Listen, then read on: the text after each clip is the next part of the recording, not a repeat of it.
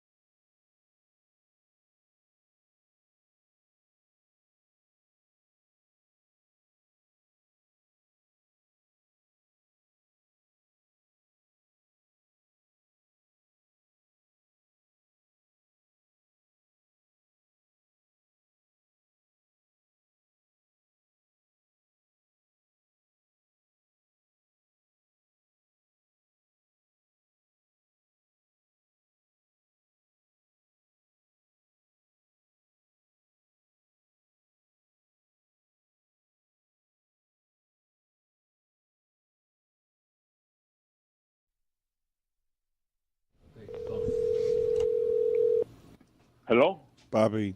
Dímelo. I haven't been able to sleep in the last 3 days. I couldn't sleep last night. ¿Por qué no? Oh, I was thinking about those pick and rolls, man, one after the other. They didn't have a defensive play. You know, I was saying to myself, why don't they kick the ball or stick your leg? Papa, yes, you've been saying this for a couple of days. Mom is tired of this as your analysis for a couple of days. That why didn't they just kick the ball all game? That's not a plan. I thought that was a hell of a defensive play. Are you kidding me? They could have stopped all the points that they score against them, man. I tell you, I mean, that got to be part of the playbook for next year. Okay, so you're saying just keep resetting the clock at 14 seconds and just see if you can keep the game down to 2-0. That's right. That's the way to do it. Yeah. You know, I hear that they're bringing the whole team back. You know what I mean? They're going to make another run. Yeah, that's what I hear. My sources tell me that the whole team is coming back. Papi, your sources said yesterday that Mick Harrison left the arena embarrassed in a mustache and sunglasses and a wig. That's right. I saw him that. He used his secret escape route. Are you kidding me? In case of fire, that's the escape route the owner uses, just to make sure that he leaves the arena in one piece. I saw it with my own eyes. I didn't read that in the newspaper. So it wasn't according to sources. It's a secret call. Sorry. What did Barry Jackson say about the game? Did he say anything about the series? He was complaining about the Dolphins. He was saying that they were going to have, outside of a hamburger place at 2:00 in the morning, a cornerback tryout. A cornerback tryout. Well, who is it? They still talk about the Dolphins? Who's they? I can't believe that. Eh? Who's they? The media here in Miami, they still talk about the Dolphins? No, come on, man. They still talk about Shula and the 74 72 Dolphins? Not the 72 Dolphins. It's a good team. The perfect season. The perfect season. Do they still get together, these guys, and celebrate? It's what do you feel about the Dolphins? You and I haven't talked about this. No, I haven't. Tua is my guy. He has to wear a bigger helmet. That will be his the solution to all his problems. Tua is my guy. Okay. You give him a bigger helmet, and they're competing again. They're in the Super Bowl. Tua. Okay. Tuna do. That sounds good to me. Okay. Tuna do. Okay. Is Mom back to the Heat? What's going on with the Heat? What is going to be the game plan next year? No, back to the Heat. I wanted your Dolphins opinions. That's all. Tua's my guy is the only Dolphin opinion you have for me. But what can I tell you? I call it the way I see it. You know, I see big things for Tua, even though he's a little guy. He carries a big stick. He's going to turn the Dolphins around. So big things for Tua, including a helmet. That's right. That's my is Mom there? No, she doesn't want to talk to me. She's here. You want to talk to her? Yes, she doesn't want to. Yes, I do want to talk to her because I don't think she wants to talk to you because of how bad you've been around the heat. Let me talk to Mom for a second. Hold on for a second. Hold on. You got to get out of bed, don't you? You're laying on your side, aren't you? Oh, I'm having a margarita now. Hold on. You're not having a margarita. It's very early in the morning. Hello. Mama. Dime. Dad said yesterday when I called him, I said that he was very bad at heat games. He's been complaining too much, and he said he doesn't complain at heat games. Oh, my God. That's all he does. Who does he complain about? About everything, especially number one is Poltra. So he wants That's Spolstra. number one. Yeah. Do you remember when we sat next to Spoltra's wife? And Yeah. he was in the press, and he get down. He had the press box, yeah. And then he would go downstairs, and he started in the stairs. Do you see Spoltra what he did? It should be fine. I said, Gonzalo, his wife is sitting right there. Shut up. Yeah. But no, because they put on and on and on every game. Every game. Billy said yesterday he thought you guys might get divorced after 57 years. Yes, the heat will do it. Okay. All right. Put back. Yeah. Okay. Thank you, Poppy. Put Poppy back on the phone. Gonzalo, here. He's warming his café con leche. His margarita. He snuck a margarita in there. So that was a hell of a white arena that Mickey was wearing. White hat. Bobby, you did not see Mickey Harrison leaving the arena embarrassed with sunglasses, a mustache, and a wig. You did not see that. I saw him. I swear to you, I saw him. He was really blending with the crowd. You know what I mean? Mommy, he didn't want to be recognized. Oh yeah. You know? All right. How was the press conference after the game? Was Spoltra on fire? Poppy. Mom says you do not. I want to know. You are part of the media. You are hanging in there. You know the inside track. Was he on fire? Did he blame the referees? That would have been funny. I bet he said the referees they gang up on Yeah, him. after a 60-point loss, he's complaining about the referees. Goodbye, Bobby. Okay, bye.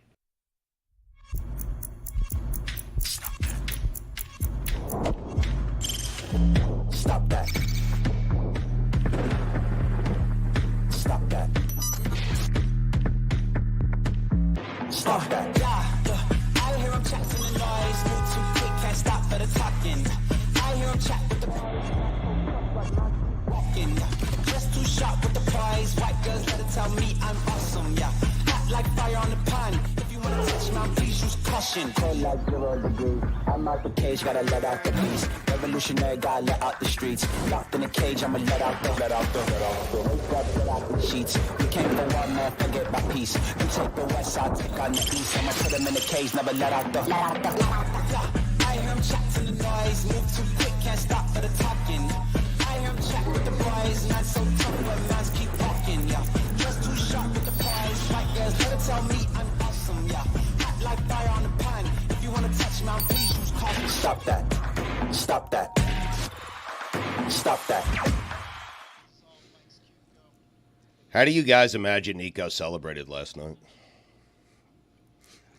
Welcome back, buddy. Thank you. How's the tooth? Did you? It's feeling great. Thank you. Did you rush back in just because you were right about the Luka trade?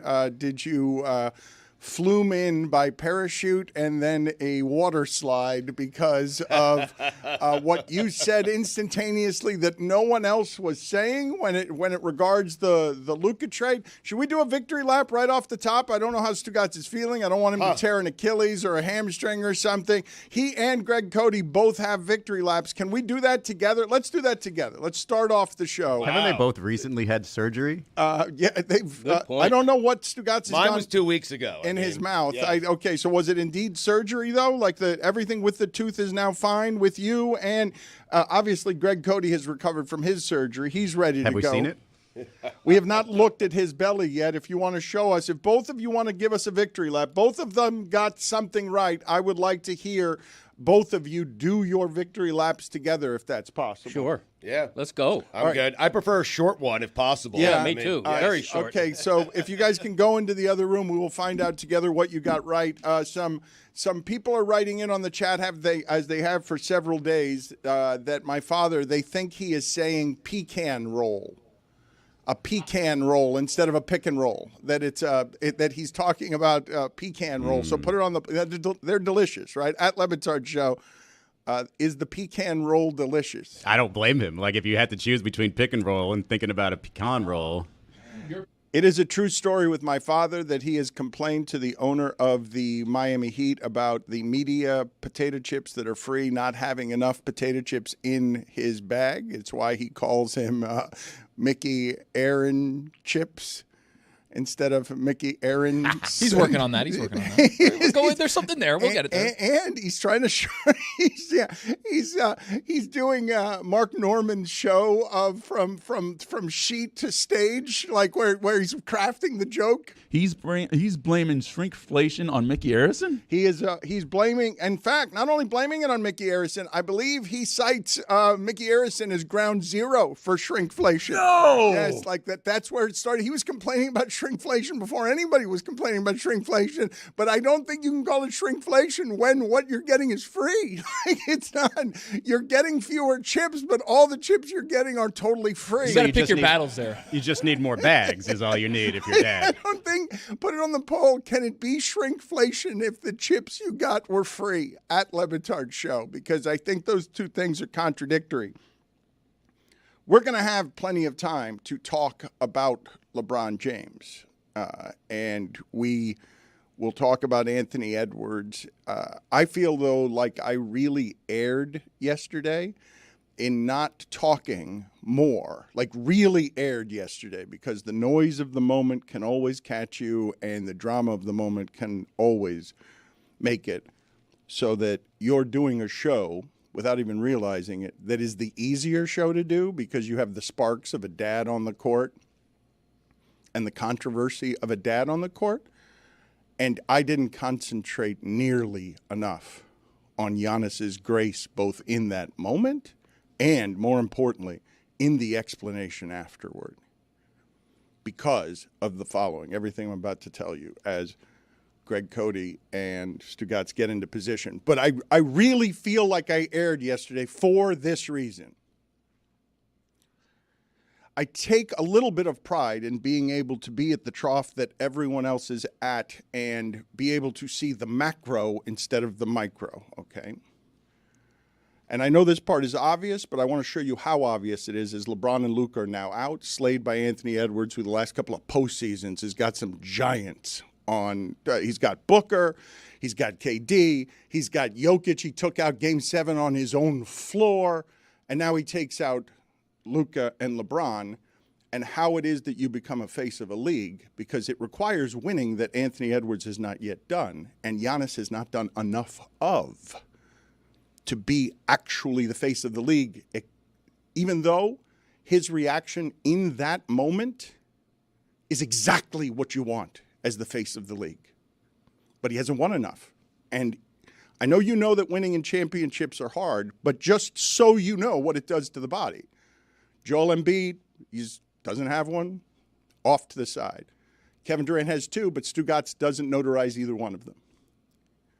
The people who have been fighting over these championships, LeBron has 4, seems like not enough. Why? Well, Steph's got a few, and Kawhi's got 3.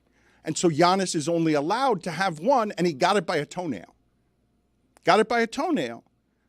And can't be face of the league. But doing in, what language is that for him, Izzy? Where he's explaining for 3.5 minutes the amount of disrespect that he felt from Halliburton's dad. And I ask you if face of the league Anthony Edwards, faced with similar disrespect, reacts that way to disrespect. John Morant might never win a championship. Off to the side. Thanks for playing for a couple of years. Seems like a whole lot of dudes have passed you.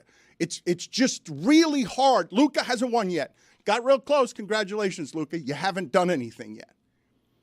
Giannis has won. He's Aaron Rodgers. And he's an immortal. He's playing. You're watching history in real time. You're not going to be able to explain to your kids how he only won one. It's like Wilt winning only one. Like, what are you talking about? He only won one, and now he's got to worry about Wemby. I'm trying to figure out is it the grace that you're talking about with Giannis? Like what he said after he got eliminated? I want to get the sound, and it's 3.5 minutes of sound, and I never play it. But when he said, I'm going to address this once, in terms of public relations, calamity, and crisis, how do you want your face of the league behaving so it's not a fist fight in the stands?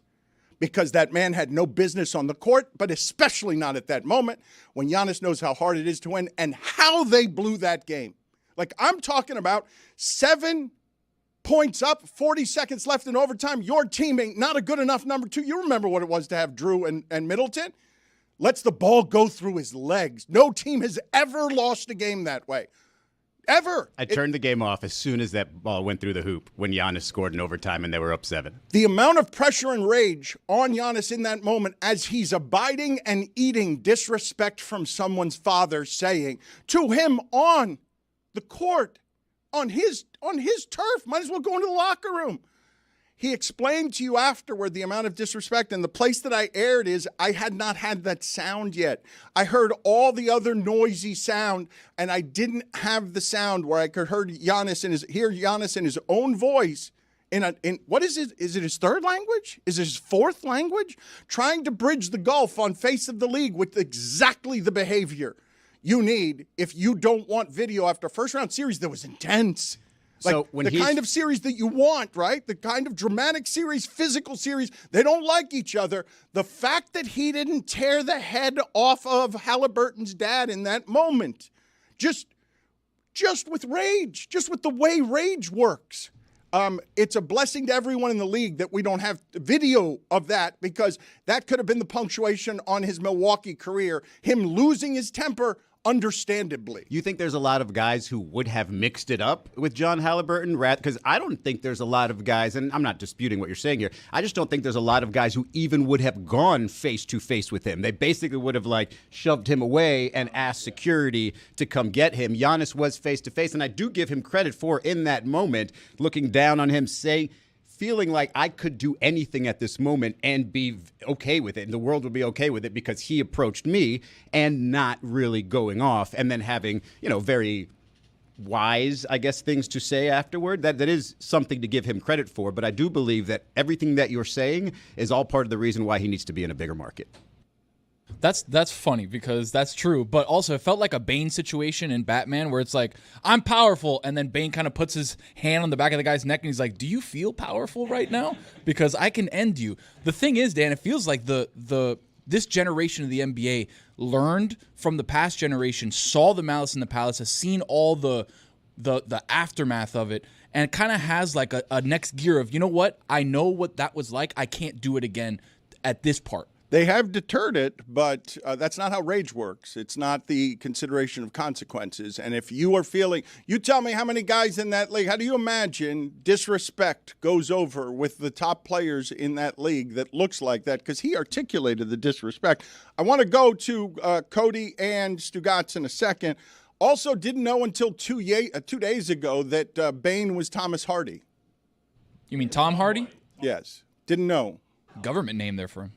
I did not know that he seemed too thick to be Tom Hardy, and I can't believe that I did not know that Bane was Tom Hardy. All right, let's go into the other room where you guys aren't running very hard. You're jogging very slowly. Are you going to give It's a Luka pace. You're going to give your victory laps at the same time? Stugotz, would you like us to play the sound of the original sound, or would you like to just go straight into your victory lap? I am in my victory lap right now. Greg and I decided on a power walk because you guys were talking for so long. We started off jogging, but we ended up here at a power walk.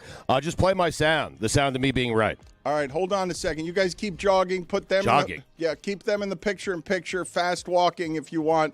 I don't think they're really running. I don't think that's the spirit of the victory lap. But let's play the original video of Stugotz reacting instantaneously to the Luka trade with a take no one else in the world had. This is a nothing trade. It's big names.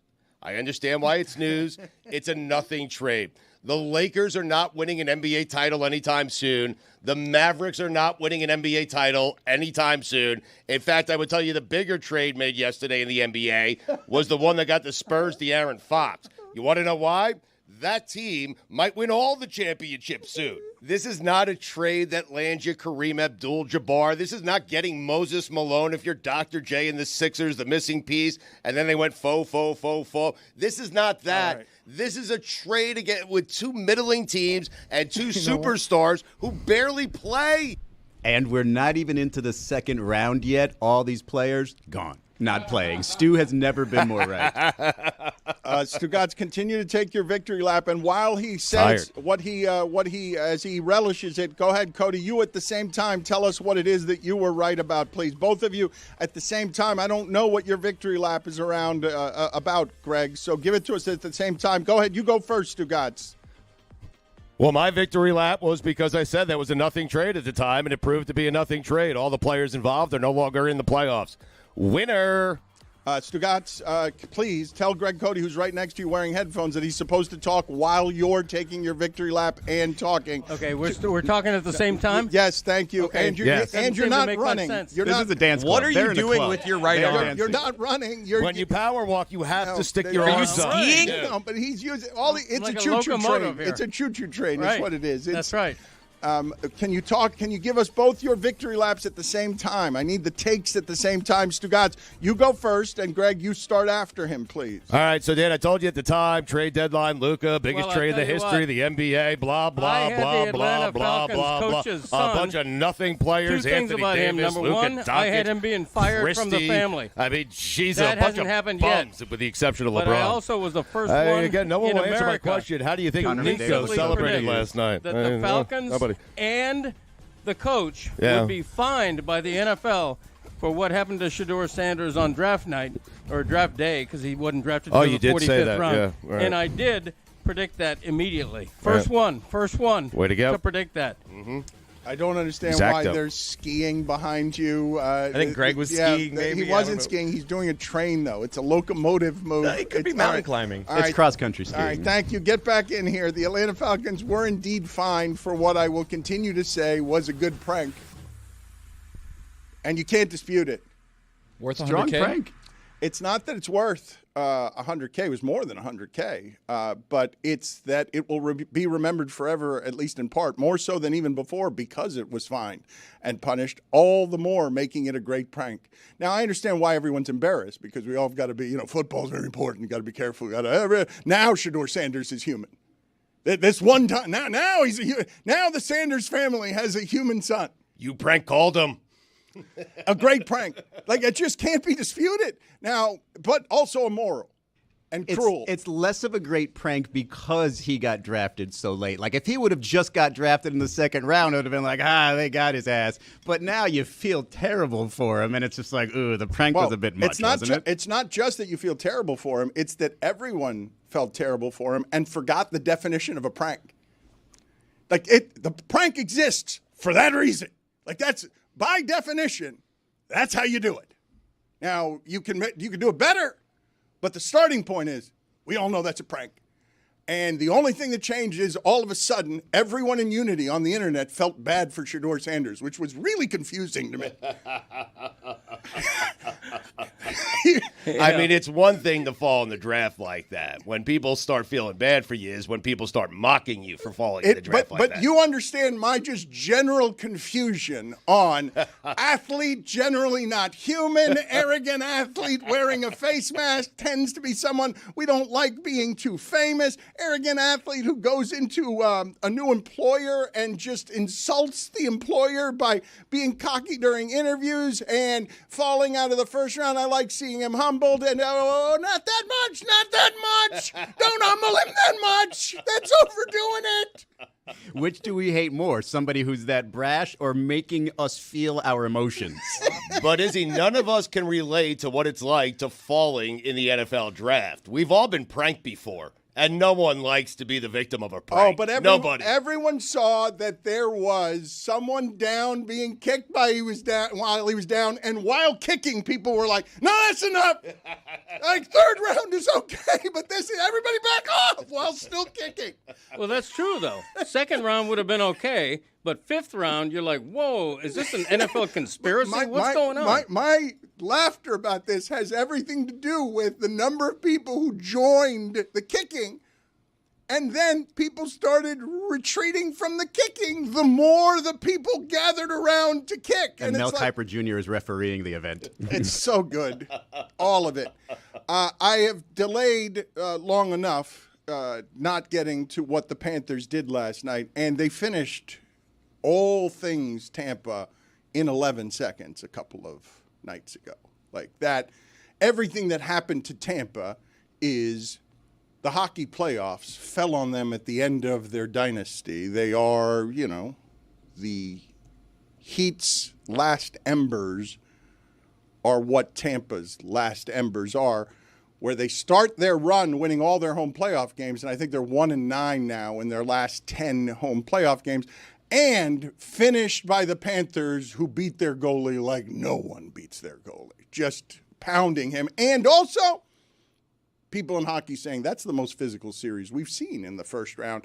Bow to it, Tampa. You're finished. But when you say finished, the narrative the whole second half of the season was they've retooled with Gensel, and they're actually, a better version of what they, not as old as they thought, and they fell apart. The Panthers just dominated They them. led the league in goals this season. Yeah. And they shut them down. And instead you got Cooper saying it's basically the Panthers' time now. Congratulations. There's nothing we can do about it. Yeah, that was amazing that John Cooper said that, I thought, because he's pretty much handing the torch to Florida, admitting that, look, we had our run. Now this is another team that's clearly better than us. 6 different Panthers scored goals last night. The defense was great. I mean, this team is better. I don't know if you would agree, Roy. This team is better than the team that won it all last year, I think. They are certainly deeper. They can field 5 forward lines on this team. They got plenty of players. If anybody goes down, they got somebody to replace Everyone is saying that Marchand is playing great except for Mike Ryan. No, can I tell you what happened last night? He capitulated. Wow. Did he? Well, he had no choice. Yeah. Marchand had that one. He had that just stopped dead in his tracks, and then had a feed. Who was it to? Lundell. Lundell.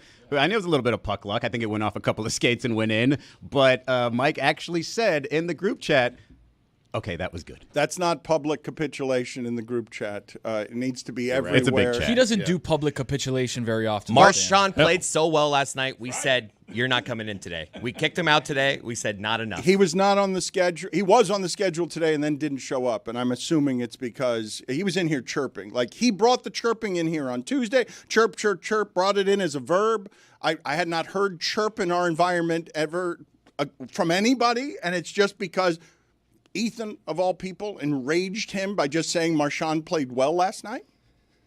And just turned him into a total lunatic.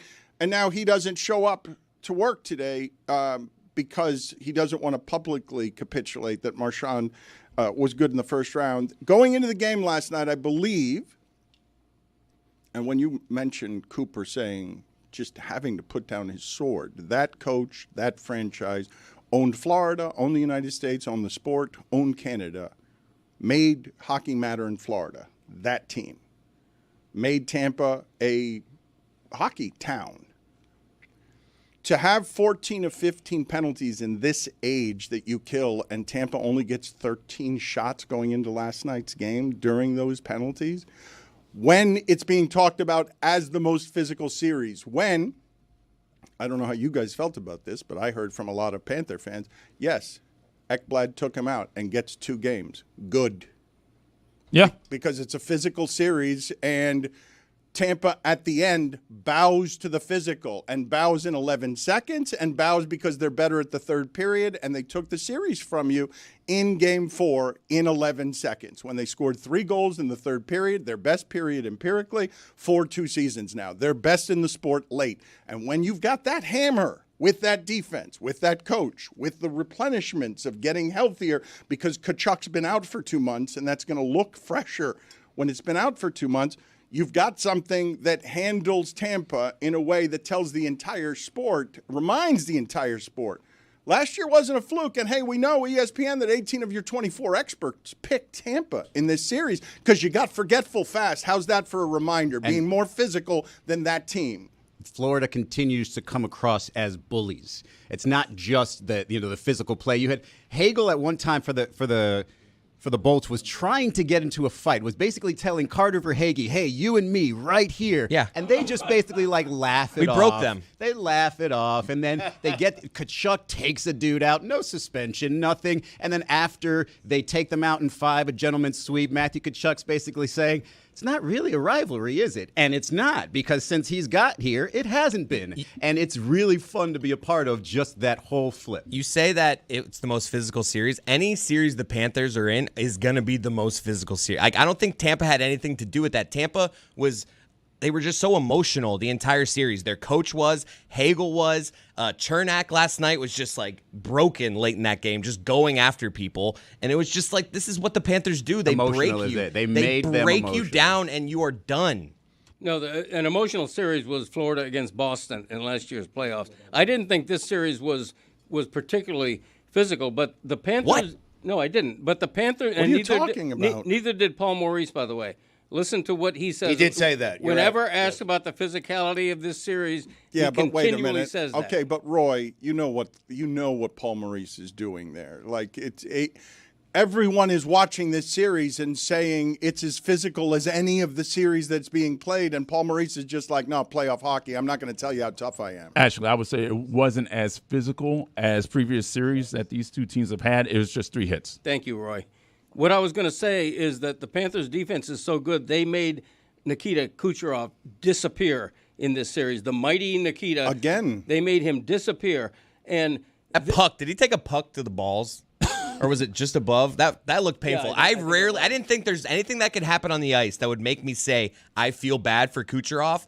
But that was a rough shot he took in the first period. And by the way, some of the deals they've made have underlined Bill Zito is the best personnel guy in South Florida sports right now, bar none and by far. And the fact that he got Marchand and Seth Jones, the defenseman who's been great in trades for the playoff run, I thought was genius, and it's worked out that way. I thought he was going to take that a little further than the best personnel guy in South Florida sports. That's not really that big of a compliment, well, is it? he is in the NHL. That's why he kept throwing in bar nuns and everything else. He said it and he realized. He said best personnel guy in South Florida, and then he thought about it for a second. He's like, okay, that's not going well for anybody right now, not even Inter Miami.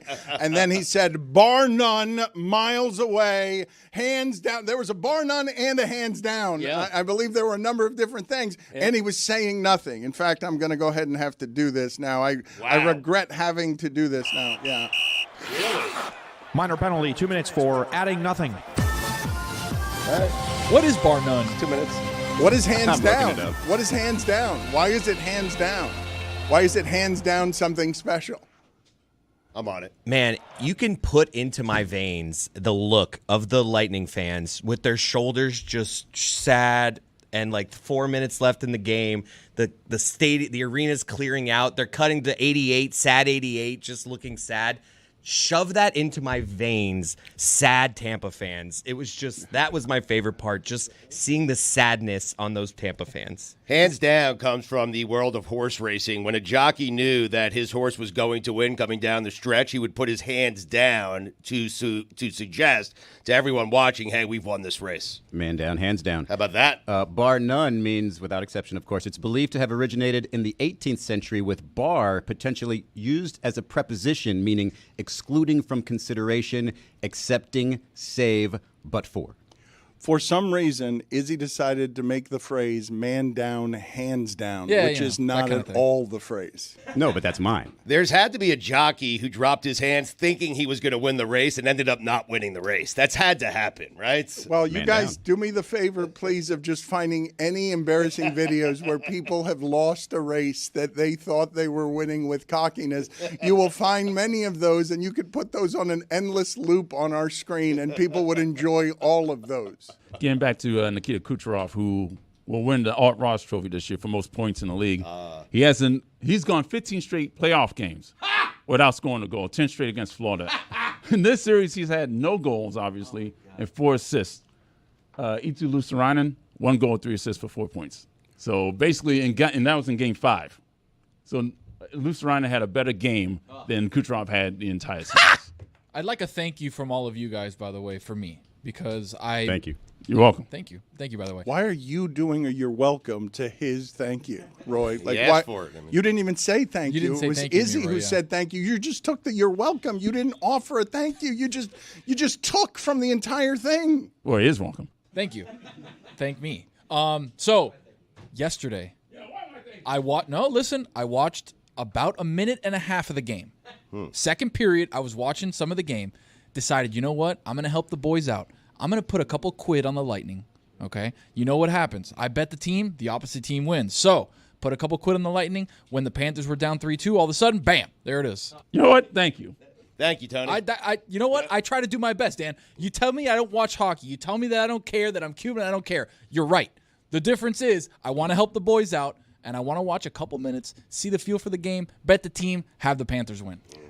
Congratulations and thank you. You watched 5 minutes of the game. It's a minute and a half. You've watched 90 seconds of Panther hockey. You won some money, and now you've walked away from the table. All right, we can stop talking about these Lightning losers now. Roy, what are we looking at next here? What are we rooting for? We got Ottawa, Toronto playing Game 6 tonight. Toronto was up 3-0. 3-2, they're doing the Toronto thing of blowing it, even though everyone expects them to win. Ottawa has Tkachuk, so we either have Toronto or the Battle of the Tkachuks. What are we rooting for? Couple of Chuckies cutting it We're up. obviously rooting for this to go 7, right? Yes, obviously. But you know what? It doesn't matter. It absolutely doesn't matter. I know you want the Ottawa smoke. or Toronto, I know you want the smoke. Absolutely. Who would you rather play? I would. Let's do the Toronto again. So I want to see him go down again. I'll take the Battle of the Tkachuks. A little easier path. Tkachuks are fun. No, we got to do things the hard way, Chris. Yes, we do. We always do things the hard way. And we come out on top. So I say bring on Toronto. He never shows anything in the way of fear, even though I saw him shit himself and be white during Game 7. Like he just became a white person, lost all of like. You saw that, huh? It was weird. It was just fear. Fear swept across him, and he just the way all people turn white when they're most afraid. You want to talk physical series? Obviously, any series will be physical with the Panthers in the next round. Ottawa, Florida will be a bloodbath. Roy. Bloodbath, Ottawa, Florida. Yes, they will be bathing in blood. Okay, that is not what's going to happen. There will be no bathing in blood. There will be occasional blood. I don't know why he agreed with you there. Yes, he shit himself first and then turned white. Is that what happened? And you saw him shit himself. I saw it happen. Yeah, okay. Mickey Harrison then ran right past him wearing a fake mustache, sunglasses, and a wig. My father saw that as I saw what happened with Roy. Roy always pretends he's not scared. And that's fine. That works for him. It worked last year. It didn't work for 30 years before that with the Panthers, but last year it worked. And so he's riding that, and he doesn't want to change his opinion on that. Bring everything that's hard my way, because you will not get a lot of photos in hockey that people enjoy more than Vasilevsky on his knees here, just broken. Into my veins. Yeah, Chris is saying sad 88 he's calling him. He won't even refer to him by name for some reason. He's been bad the last 3 playoffs. I mean, I know it's not huge sample sizes, and it's a lot against the Panthers, but terrible save percentage last 3 playoffs I'm for going 88. to say it again from Tim Reynolds. Last 25 games Tampa's played at home, playoff games. In the first 15 of them, they were 14-1. In the last 10, they are 1-9, and nobody scores against Vasilevsky at that arena the way that the Panthers do. They've scored 5 or more goals against him now 4 times. No team has done it more. That's how you finish. That's how you finish a dynasty. That's the way that you take the sport from them. That's as conclusively as you can do it. And Bob doing Bob things. God damn. I love this team. That save, those 2 saves in the second period. Oh, good God. I will remind you again because that franchise owning the state and making Tampa a hockey town, to see the Florida Panthers lose to them in a way that extinguished the best offensive season a team has ever had in the regular season, and they blew up the blueprint Tampa blew up Florida's blueprint and made Florida do this to them.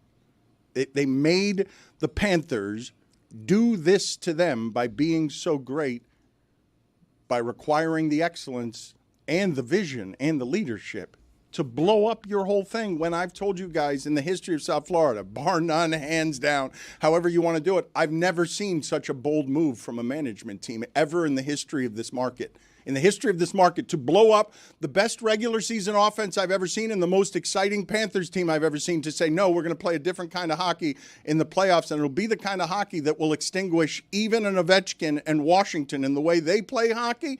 To do that, have the foresight to see it, and then to actually execute it requires a bravery and leadership I've never seen from a management team in South Florida, and that's watching a Pat Riley who has no fear about blowing things up when things go wrong. Yeah, absolutely. Different philosophy under Joel Quenneville and Andrew Burnett. They were a rush team. They were a transition team. Once you get them on the rush, they would end up scoring with Jonathan Huberdeau, and then they blew it all up when Tampa beat them and became a forward-checking team under Paul Maurice. It was just an amazing thing to see. So is this the equivalent of, speaking of Luka, of Nico Harrison winning a couple of championships and the Mavs being good 5 or 6 years from now because defense wins championships and they made that trade? Not so fast. The Dallas a little ahead of yourself there, if the Dallas Mavericks win a championship with a score of 50-47 in a game 7, it will look something like what the Panthers have done, which is, I'm going to say it again just because people get forgetful. Best regular season offense the Panthers have ever seen, and arguably the sport has ever seen. Correct? Correct. Yep. To say no, don't want the best offense, which is what everyone wants everywhere in sports. Give me the best offense. Nope. Want to do playoff hockey, want to be tougher than everybody, want to win all the third periods. Okay, good luck with that.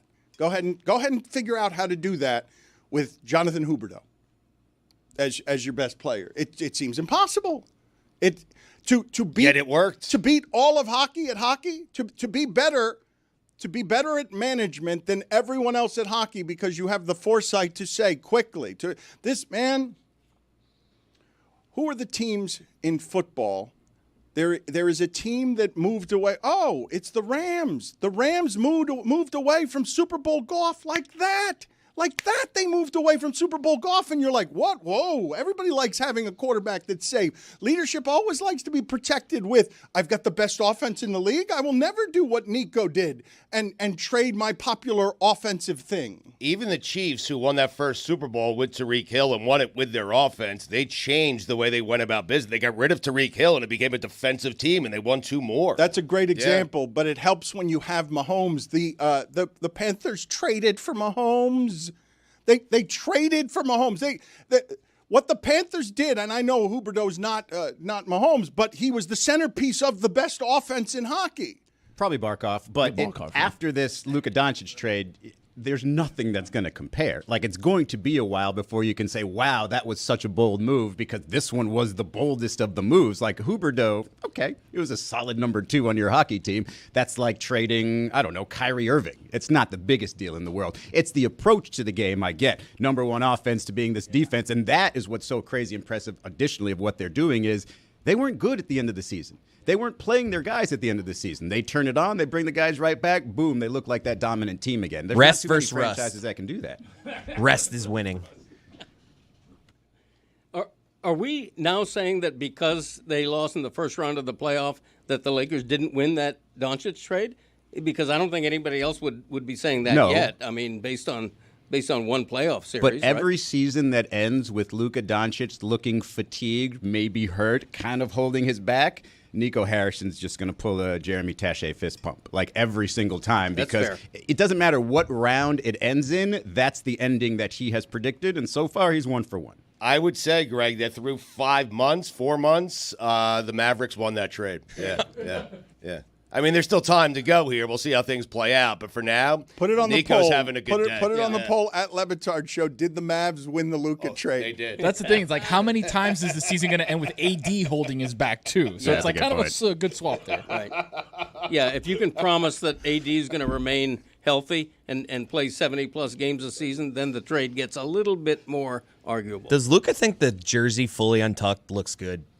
He rocks that thing a lot. He was doing it late in the game last night. It's just, you look so sad when you're losing with your jersey untucked. You have it looking good tucked in.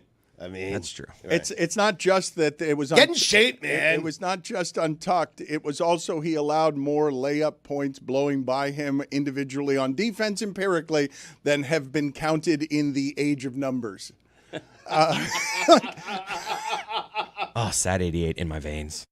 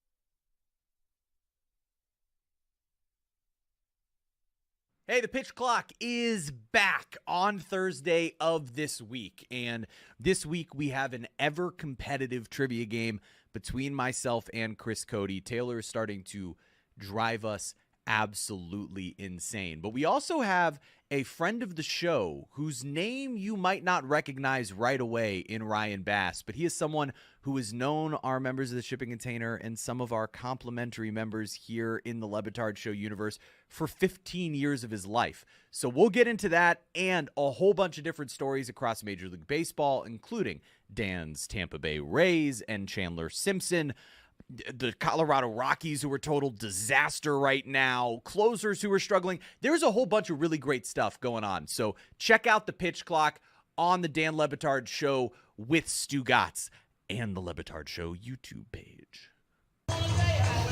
Hey guys, it's Williams Gill here at the Williams Racing Fan Zone at Lincoln Road in Miami Beach. Here checking out the sights and sounds of F1 week here. Come touch the car that they're actually going to race. Don't touch the car that they're not actually going to race this weekend. McLaren, Ferrari, you're going down. That's the word here at Williams Racing Fan Zone. Come check it out. You can drive the F1 track in Miami. You can drive tractors. You can check your instincts and speed. Wow, 4. It's a fun time had by all. Bring your friends, bring your family, bring your dogs, but they can't come inside because there's carpet.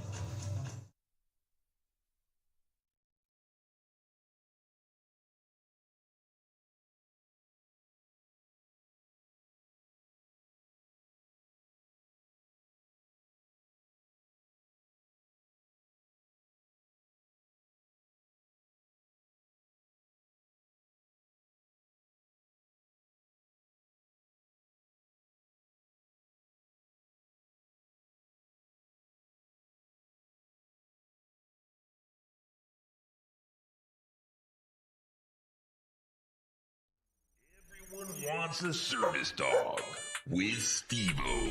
We are joined by a very famous persona from America, and also Steve-O, because Wendy from Peru is an internet sensation. Go ahead and tell the story, Steve-O, before we get in here. And always thank you for making time for us, but tell us why it is that your dog is more famous than you are, because I didn't think it was allowed that you can just find a dog on the streets of Peru, fall in love with it, and then just bring it over to America. I thought, didn't Johnny Depp or somebody get in trouble for trying to bring an animal into the country without the proper permission? Like, well, that was the other way around. He already had the dog and was trying to smuggle it into Australia.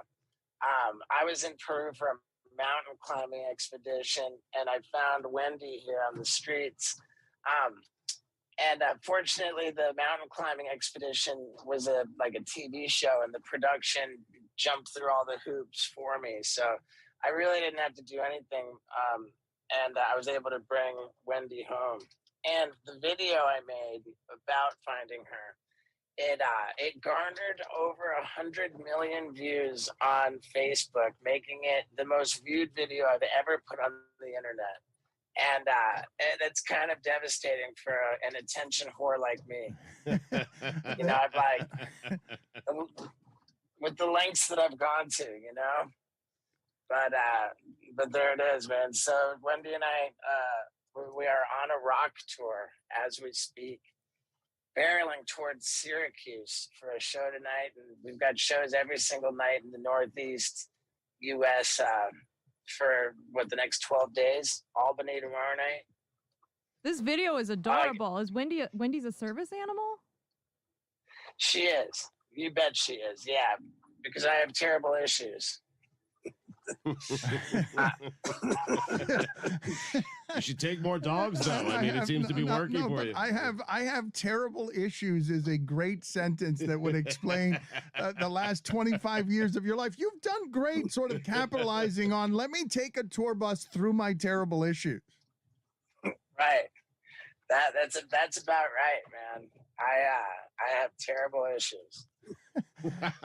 and she brings you genuine comfort she's not a professional service dog license, and you've got the proper paperwork. Steve-O is now a paperwork man with a legitimate service dog that he needs for comfort. You know what? I'm going to break your guy's heart right here.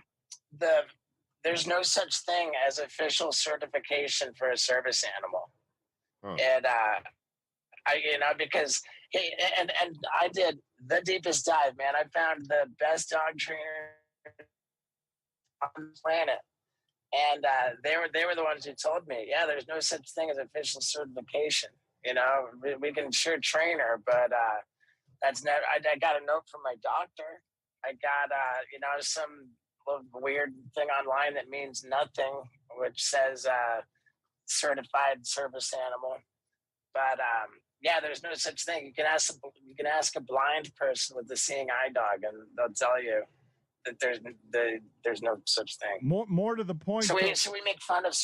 Yeah, we travel around and we make fun of service dog vests.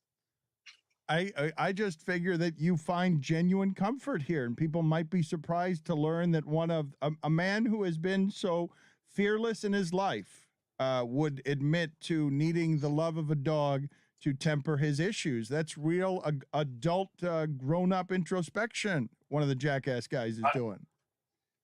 All right. I mean, hey, I'm happy to admit that for sure. And the federal law requires that a service animal be trained to assist somebody with a disability. Although the law does not require the person to explain what the disability is. Now, when you ask me what Wendy's trained to do, she is a mobility assist dog.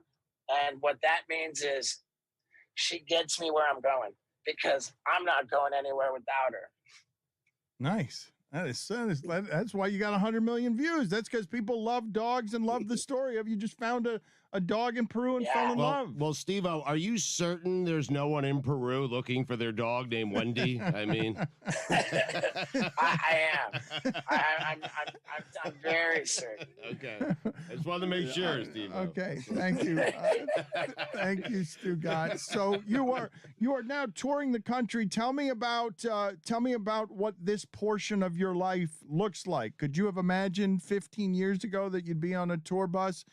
Not having to break your spleen doing something?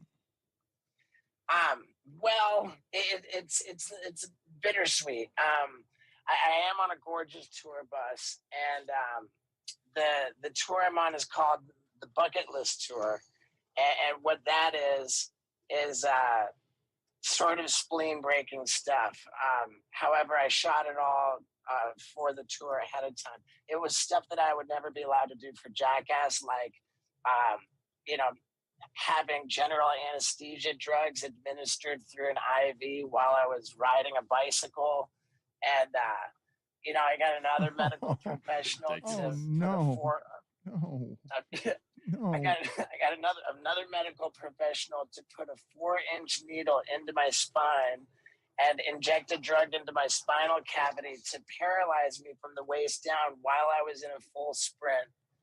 I had another one where I had another one where I was butt naked in an airplane and quite literally servicing myself with a guy strapped to my back.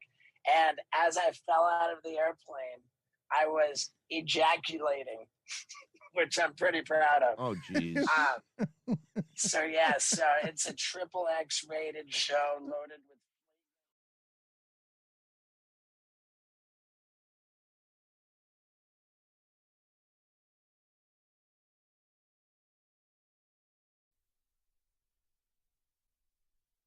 This episode is presented by DraftKings. DraftKings, the crown is yours. Number of different things that I want to talk about with Pablo Torre. His award-winning podcast, Pablo Torre Finds Out, pales in comparison to Greg Cody's awards. Greg Cody came in today swaggering, saying that the 2025 FAF something or another awards have been announced, and he has done something in one of those awards. What have you won? It's actually it has a name. It's the FSNE. Talking to the mic. Florida Society of News Editors.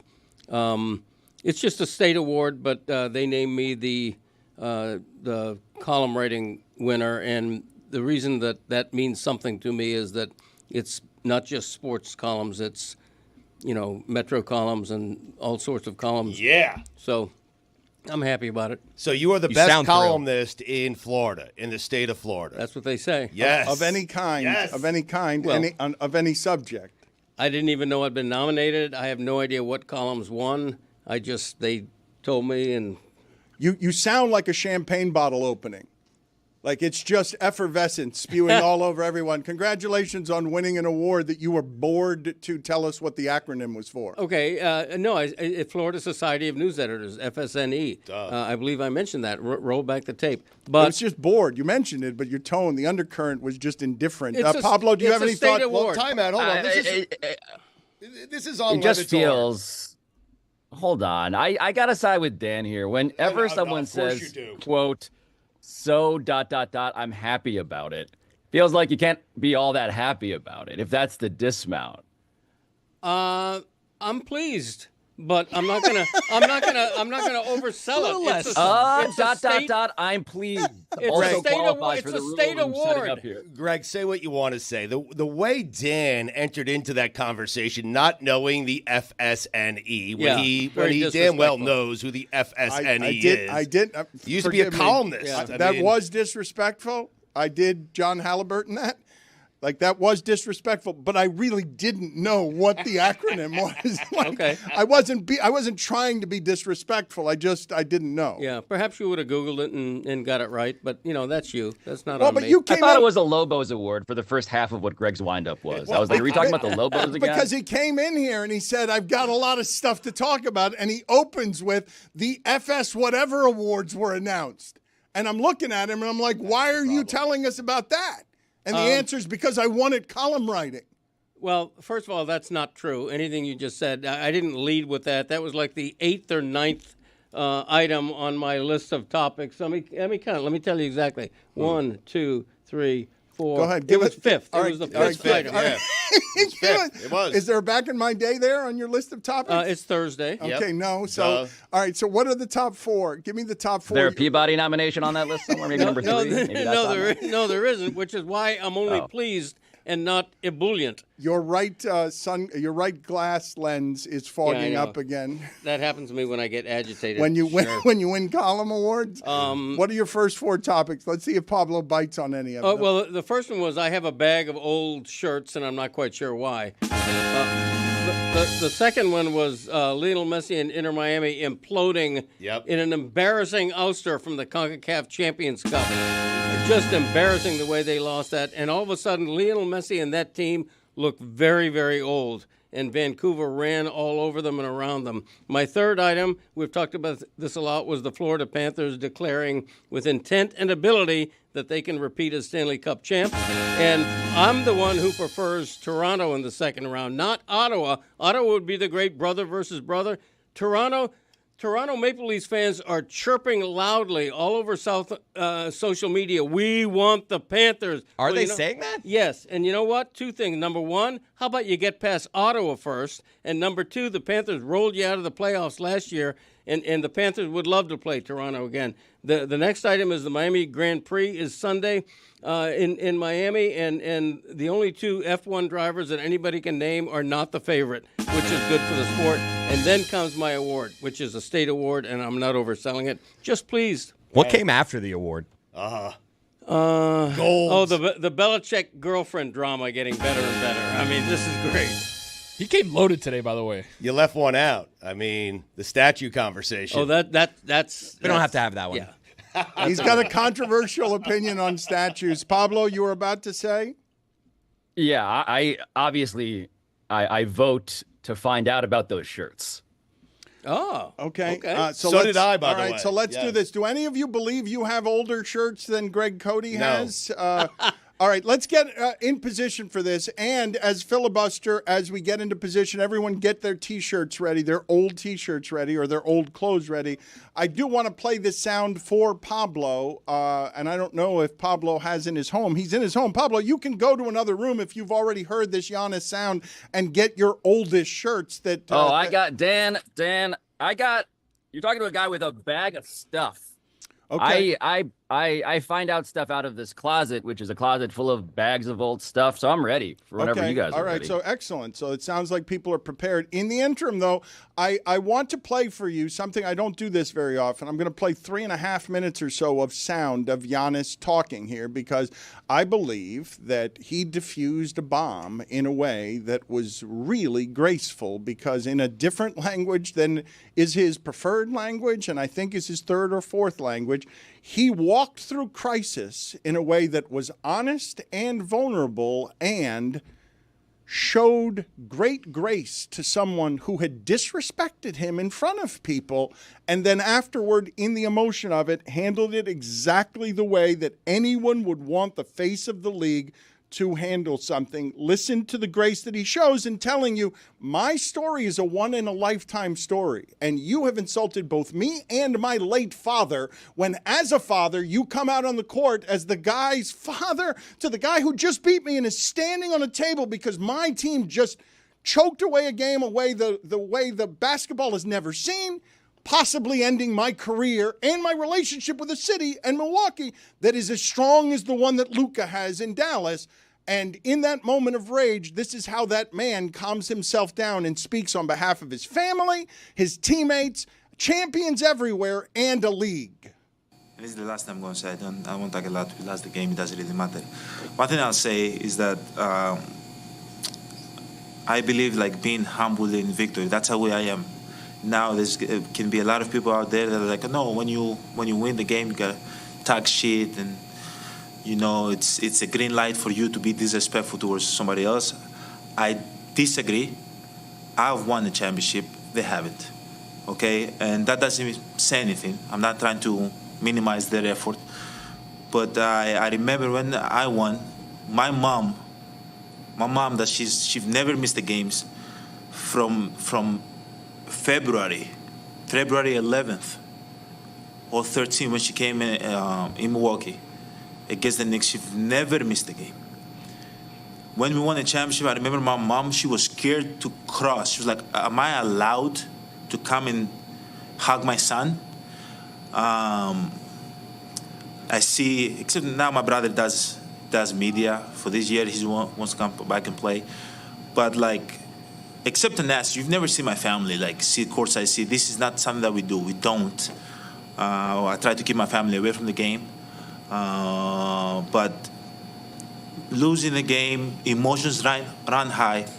Having a fan, which at the moment I thought he was a fan, but then I realized he was Tyrese's son, which I love. Tyrese, I think he's a great competitor. He was his dad, sorry.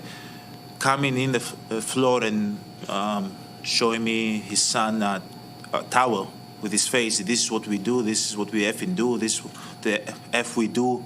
This. I feel like that's very, very disrespectful. You know, my dad, if you guys go and ask and learn, my dad's not with us no more. My dad used to come in the family room and was the most respectful person ever. You know, when you come from nothing and you've worked your whole life to sell stuff in the street, and your whole life you'll be scared of the police of deporting you and sending you back to your country. You have to protect your kids with all means. You create this mentality of being humble your whole life, to not kind of disrespect anybody, not make the tension high, the emotions high, so anybody can snitch on you, say something bad about you. So when he came here, I remember I was like, Dad, why are you so humble? Why are you going to the family room? You don't even say a word. You sit in the back. Why are you like that? Don't worry about it. Don't worry. That's how I grew up. That's what I had around. So when I see other dads, which don't disrespect me, maybe if my son play basketball, I might be in the court. I might be the one on the court, and like 20 years later, you can play this interview and say, Giannis, you're contradicting yourself. But we'll see in 20 years. But I'm talking about right now how I feel. You know, having somebody's dad, which I'm happy for him, and I'm happy for his son, and I'm happy that he's happy for his son. That's how you're supposed to feel. But coming to me and disrespecting me and cursing at me, I think is totally unacceptable. Totally unacceptable. Okay? And I'm not the guy that points fingers, because in my neighborhood, snitches get stitches. So I don't want to say something, for him to get fined or anything. But it's not respectful. I talked with him at the end, and I think we're in a good place. Pablo, I'm floored by the amount of understanding and compassion that he showed, given what his rage had to be in that circumstance, and how he also managed, around the understanding and compassion, to give you his very strong opinion. It's hard to do all of those things together without emotion, to be that stoic about being very strongly opinionated on that was disrespectful, and doing it with such compassion that he convinced me it was disrespectful by the time he was done. Yeah, I think he could have led with simply, I didn't know who this guy was. I thought he was a random guy who'd gone onto the court, and that's why I reacted the way I did. Instead, he gives us, he writes perhaps a state award-winning column about why his perspective is the way it is. I mean, really, like, Giannis has gotten so good at media management, and I say that in part cynically because he kind of knows what he's doing at this point. He's savvy about it in his second, third language, but also, like, yeah, hard to disagree. I mean, look, you don't have to invoke the name of T. Morant, Ja's dad, to know that there is a thing where NBA dads are living vicariously on the court through their sons, even if it is in moments of celebration that, of course, every human would want to unleash every emotion they have. But the thing about, like, doing this post-game, doing this when you're actually still, like, pretty, not just latently, but obviously still very irritated, it's just, I would say it's a masterclass in public relations with a really good column inside of it. But Giannis has been showing us, that this is who he is for a while now. It's not that serious. He has the perspective. I mean, remember the Malik Beasley dancing in front of him? To him, that was just good fun. I mean, remember when he said the first round loss isn't a failure, is everything. If you don't get a promotion every year, is that a failure? He's been showing you, I have the proper perspective. I'm not taking this that seriously. So when somebody comes to him, even in that most heated of a moment, he is himself. He is not overheated. He is not going to fight this person because he's looking down at a fan, or in his mind thinking, wow, this person is going over the top. Let me teach him. He's been showing us who he is this whole time. The part that is interesting to me about it, though, Pablo, is I was talking about how hard winning is earlier, how hard it is to be a champion, that LeBron has failed a lot more than he's won the way that we do the measurements right now. He's only won 4. And Stugotz came in here today saying Steph's had a better career than LeBron, but it's been 2 guys fighting for the titles. Kawhi stepped in there and won 3 of them, and Kevin Durant had to win a couple that Stugotz will not give him because Kevin Durant had to go to the Warriors to do it, and the one that Giannis won, he only won by a toenail over Kevin Durant. So you tell me, Pablo, the legacy of Giannis as we go on face of the league stuff, people are real interested to make Anthony Edwards the face of the league. Giannis is going to have to go somewhere else to be the face of the league. Like, you want all the stuff that he does, but you also need that person to be winning the championships. Yeah, I think the context for Giannis, though, is that he did it in the age of every person you just mentioned.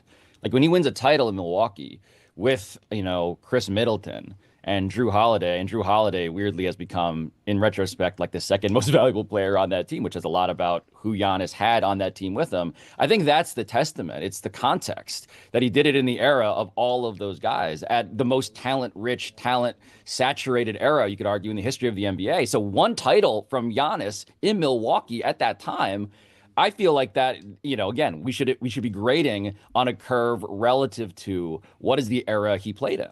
We all agree he needs a second title, right? Like, that goes without saying. He needs to have a second title. But how about this, okay? Don't tell my family how to celebrate my son doing something remarkable. How's that sound? Your family wants to celebrate their way. My family wants to celebrate their way. Don't criticize my family when we beat you. This is what Tony was saying yesterday. He said that John Halliburton stood on business. Well, this is also, Tony, Stugotz, as your ally here, Stugotz is the guy who patrols lacrosse sidelines with a lacrosse stick. Yeah. I feel like he's the worst possible messenger for this. Right. 2 things. Number 1, Stugotz, in the next edition of your personal record book, you need to give Giannis a second championship just for that class he displayed. I will not. I don't agree with Giannis. No, I get it. Listen, I get that he's being Giannis, okay? I get it. But here's what I am telling you. You celebrate how you want to celebrate. Your family has their story. Halliburton's family has his story, and they celebrate how they want to celebrate. I will not give Giannis another ring. I will not. I will not give him a second ring. Wow. Go earn that ring. Controversy. Tony, why are you making faces as the argument maker on behalf of John Halliburton stood on business? Again, he stood on business. This was prior to the whole Giannis thing and obviously the immigrant family and like the humbleness and all the great syrupy things that happened there.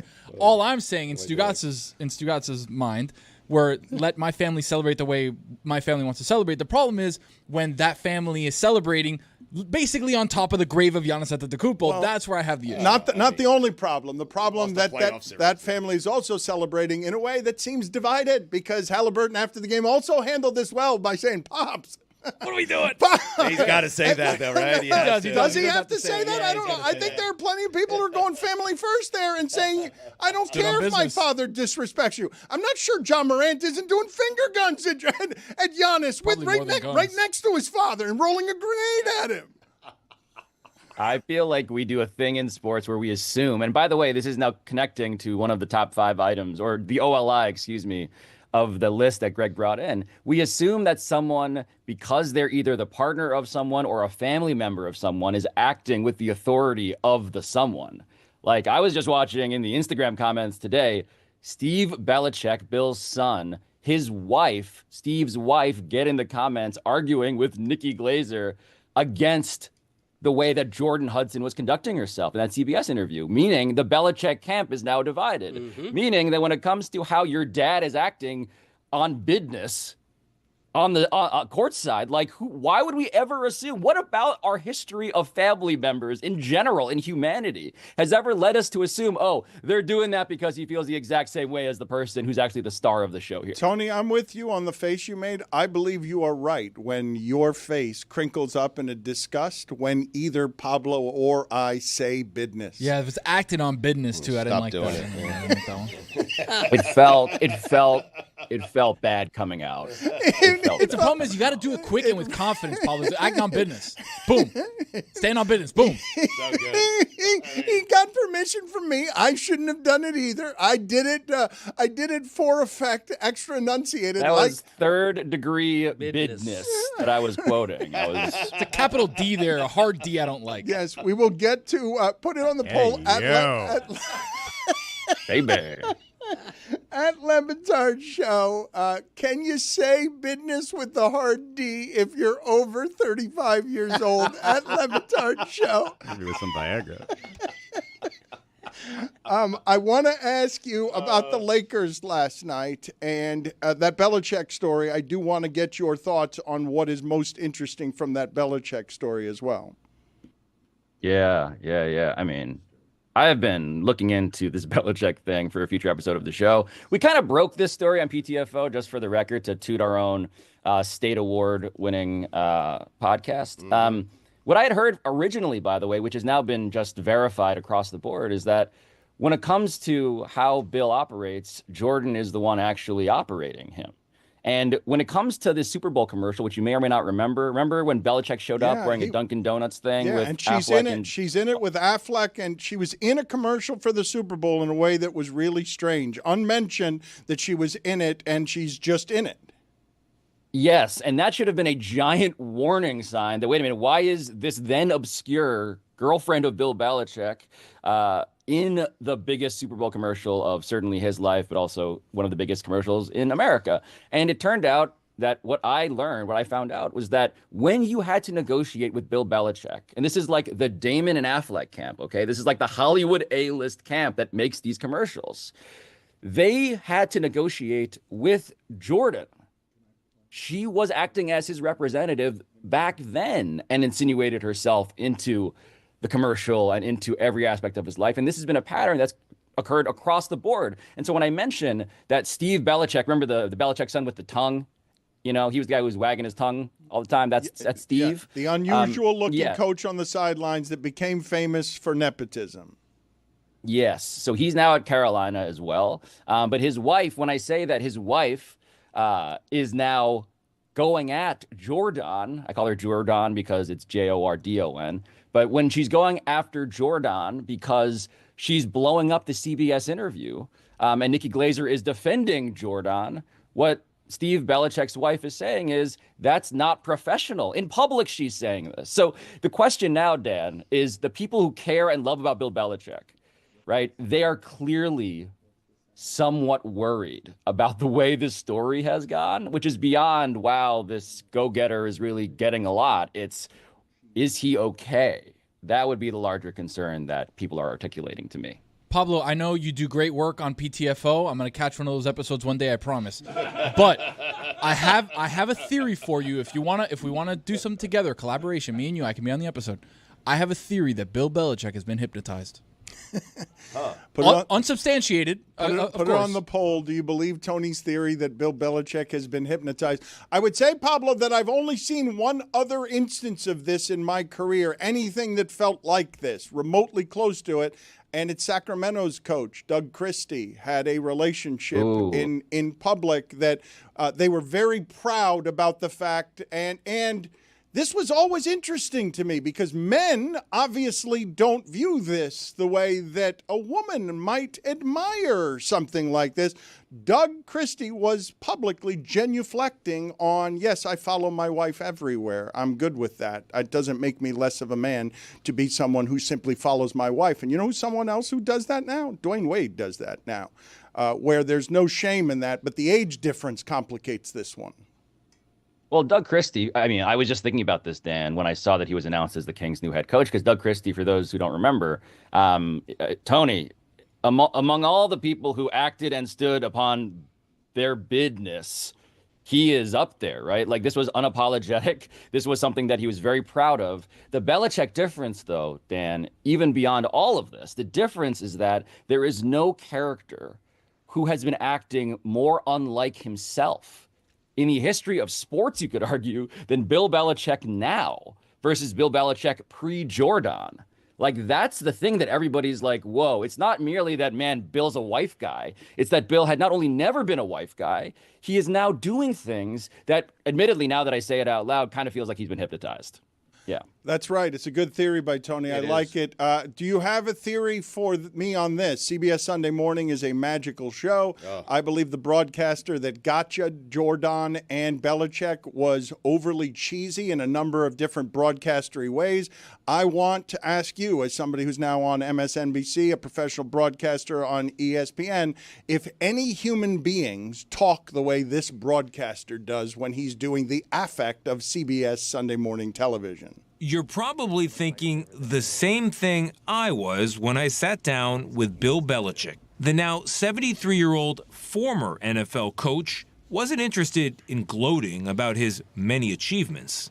Football is everything for Belichick. Does anyone talk like that? It's hard for me to say that no one talks like that when that is Mike Ryan's impression of how I talk. That would be a thing I feel like I'm stepping into as a matter of the trap that you've laid out for me. Do you hear the question mark in this journalist that in this saying that would express to you that the particular journalist we're talking about is not objective? The other change for Belichick is 24-year-old Jordan Hudson, his creative muse. Again, I'm going to play that last part for you and ask you if there's a question mark between the creative and the muse. His creative muse. That ooh in muse was a lot like the D I put in business. Yeah, it was conspicuous and very deliberate. There's his creative muse. There's some sass in there. Like he's really judging it for America. His creative muse. You can't see it, but he's clearly doing scare quotes. His like that is the verbal muse. Expression of scare quotes. He's also wagging a condescending chin at them. His creative muse. Perhaps a cocked eyebrow as well. Yeah, all of those things are happening. Creative muse. Doug Christie is coaching the Kings. Let's play for Pablo the sound of Stugotz being as right as he has ever been on anything. This is a nothing trade. It's big names. I understand why it's news. It's a nothing trade.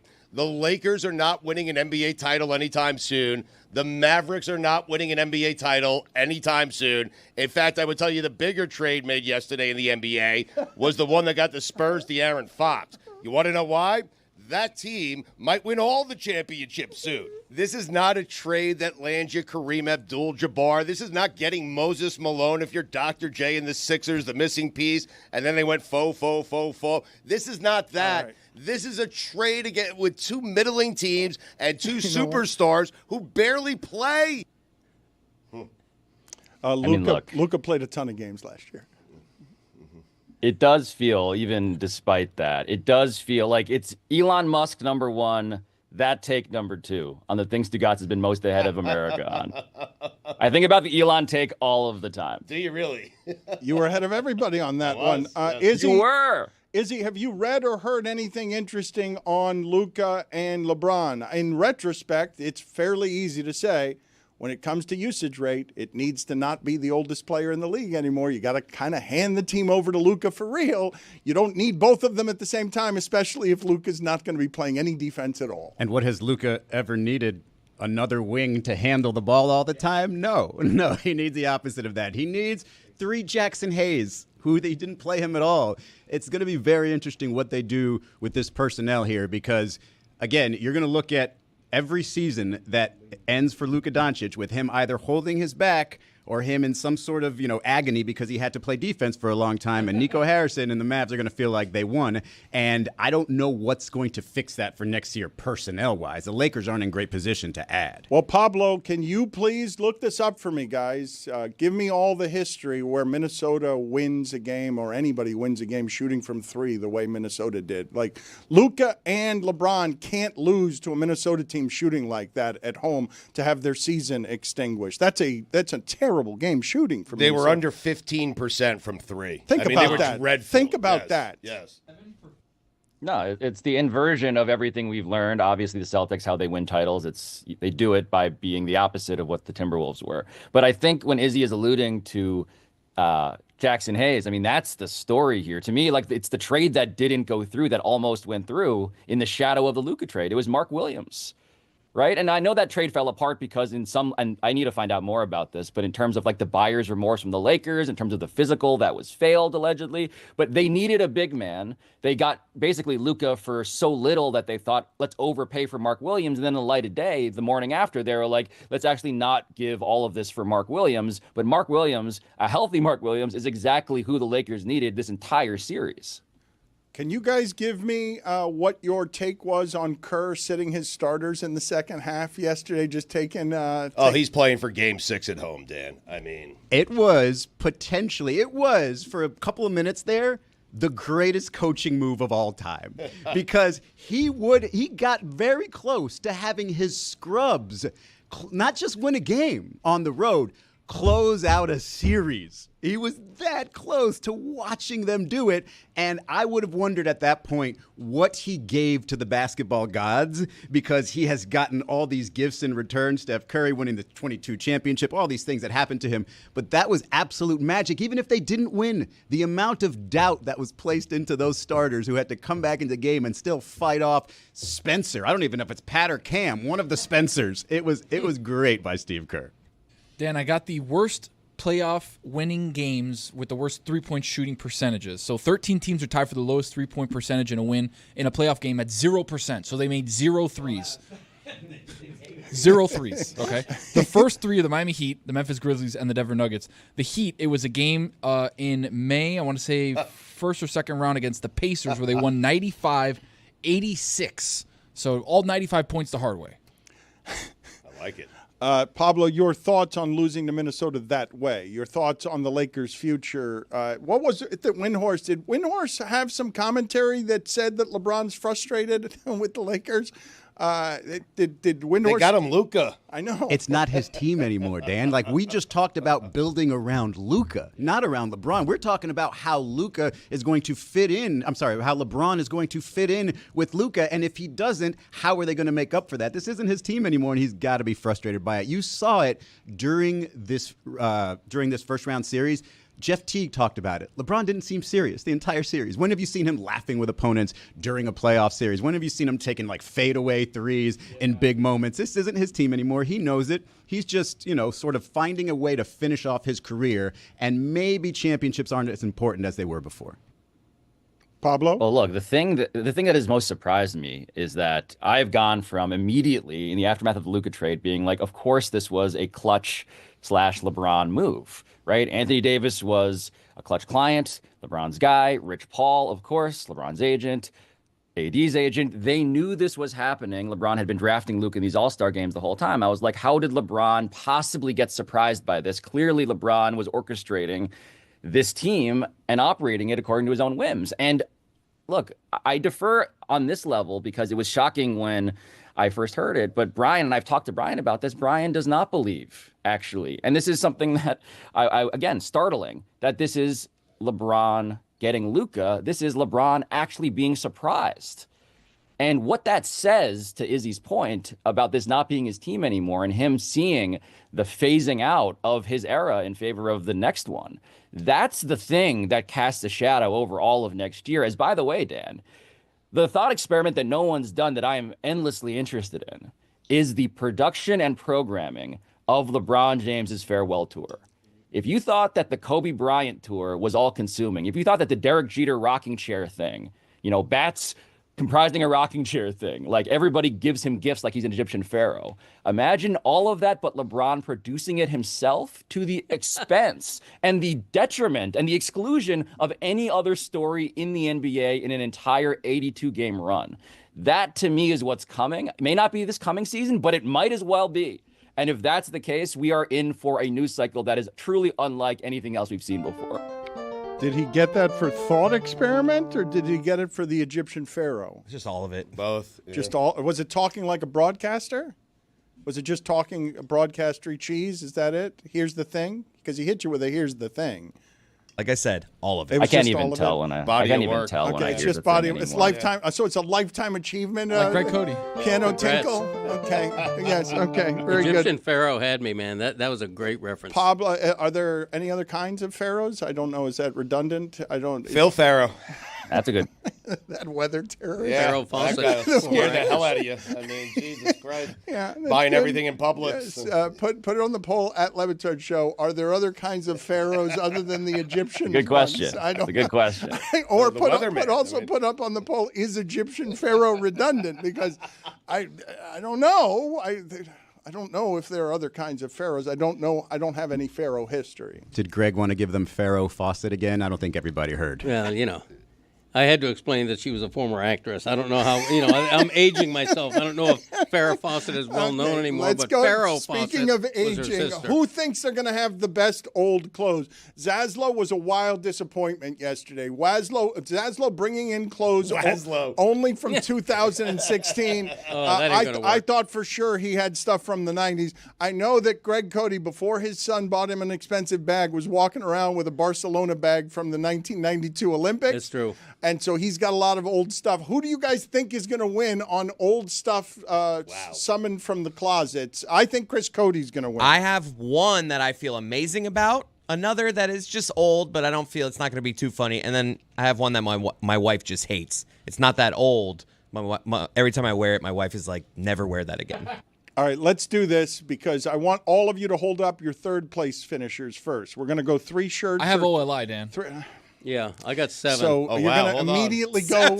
Okay, narrow it down, maybe. Pick the best 3. So, I've got accessories though too. So no one wants to do it the way that would be easy. Yeah, I got some. I got some accessories too. I want to count the accessories. We need to get through the OLIs, and then we can all start. Well, with our we've 3, got 2 minutes, and Zaslow was really disappointing with this. So I wanted to limit Zaslow to 1. He brought 3. All of them were bad. Now I'm worried that I don't have confidence in this, given what Zaslow did with it. I know Waslow's wife, and I'm telling you, she is the type of person who takes all the old stuff, she throws it in the garbage, and she buys him new stuff constantly. That is I feel like we lead with my dad. He's going to be strong here, I think. All right, let's see the first of what he's got here. This is his weakest. This is his weakest entry. What do you have here? What do you describe it for us? I think please. that's a 4th of July shirt. Yes, millionth annual Independence Day Beach Bash 2001. Wow. Oh, 1. A 25-year-old opening with shirt. 2001. That's strong. Wow. Holy shit. My God. He is open. He has sent a statement larger than the one the Panthers sent to the Lightning yesterday. What is it? Look, he would not have been stronger there if he had dropped his pants and mooned all of you. On I've got better than you do. Should I get to number 2? No. You're showing off at this point. Yeah. Okay. We need to get to Tony's OLI. Okay. Yes. Well, Pablo's only here for a few more minutes, so maybe we should go to him. Pablo, what do you have in your excessive bag of accessories that doesn't suggest that this segment was prepared at all? I got an actual bag. It's from the Mayweather-Pacquiao press tour, the Dream Match. It was 2008, though. So, I got You know what? Solid. Not bad. That's good. Not bad. That's good. 8 years better than Waslow. 8 years better. I mean, Waslow was really disappointing. That was a real. Told you his wife. That was just an embarrassing fart by Waslow. Yeah. What else do you have there, Pablo? Just show us the rest of what you've got because we're running out of time. So I just found a PTI hat, but the old part of it is that it's autographed by Tony Kornheiser for some reason. I want that so bad. He gave me a hat and signed it, and I don't know why, but I have it. So there's that. Would you be willing to auction that off to the audience and just get another one? Yeah, I would do that. I also would auction off my authentic Yao Ming bobblehead, which I have underneath my desk for some reason. Wow. He's bringing it. That's all-star. So think about when was he a rookie? That was like 2003, right? Like 2002, 2003. Like, that's pretty good. It's pretty good. You're doing well. I mean, it's not 2000. Oh, wow, look. 1 of 5,000. I just noticed this. I never looked underneath there. Wow. Congratulations. Check that out. Yeah, makes me less that's pretty good. Makes me less impressed. Oh, and I have 5,000. Less impressed? You think 5,000 is a lot? I have a polo shirt from the time my late uncle ran for board member of an obscure municipal organization. All right, that'll do it. That's great. Did he win? That's so Did he win? Bobby Q. He did not. Uncle Bobby defeated at the polls. Tito Bob, love you forever, even though you lost your seat at board member, whatever that means.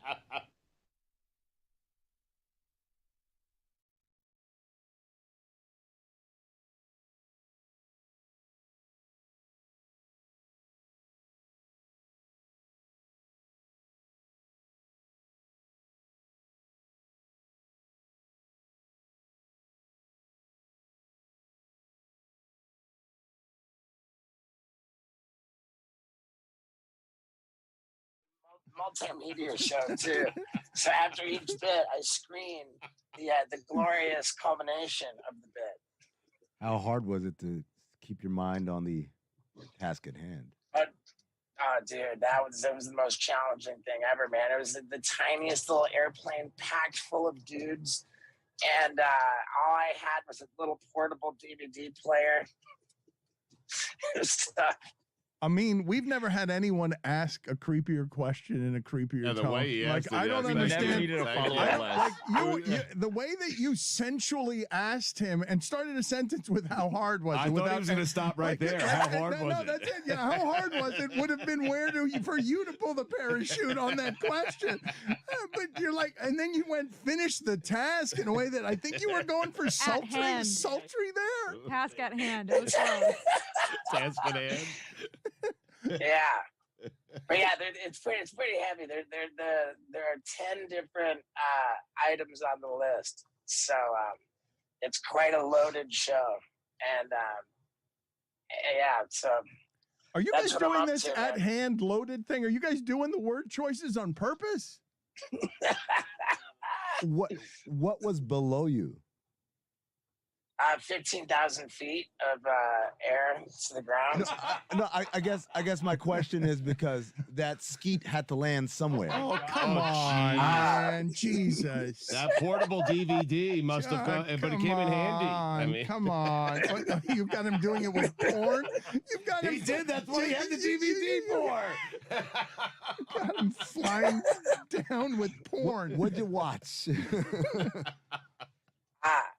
I watched. Man, it was some pretty heavy anal I'm sorry. stuff. No. Let's just keep it moving here. Oh God. All right. Excellent.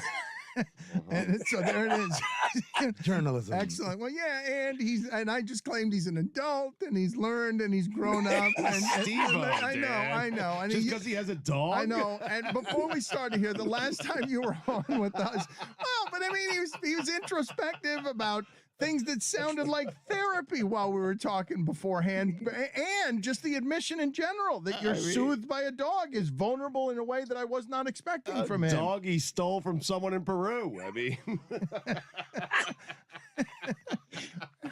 there is somebody in Peru, just with a totally different name for Wendy, who's now a star. Like there's some heartbroken family in Peru trying to explain to their 4-year-old while Steve-O gets to tour the country with that family's dog.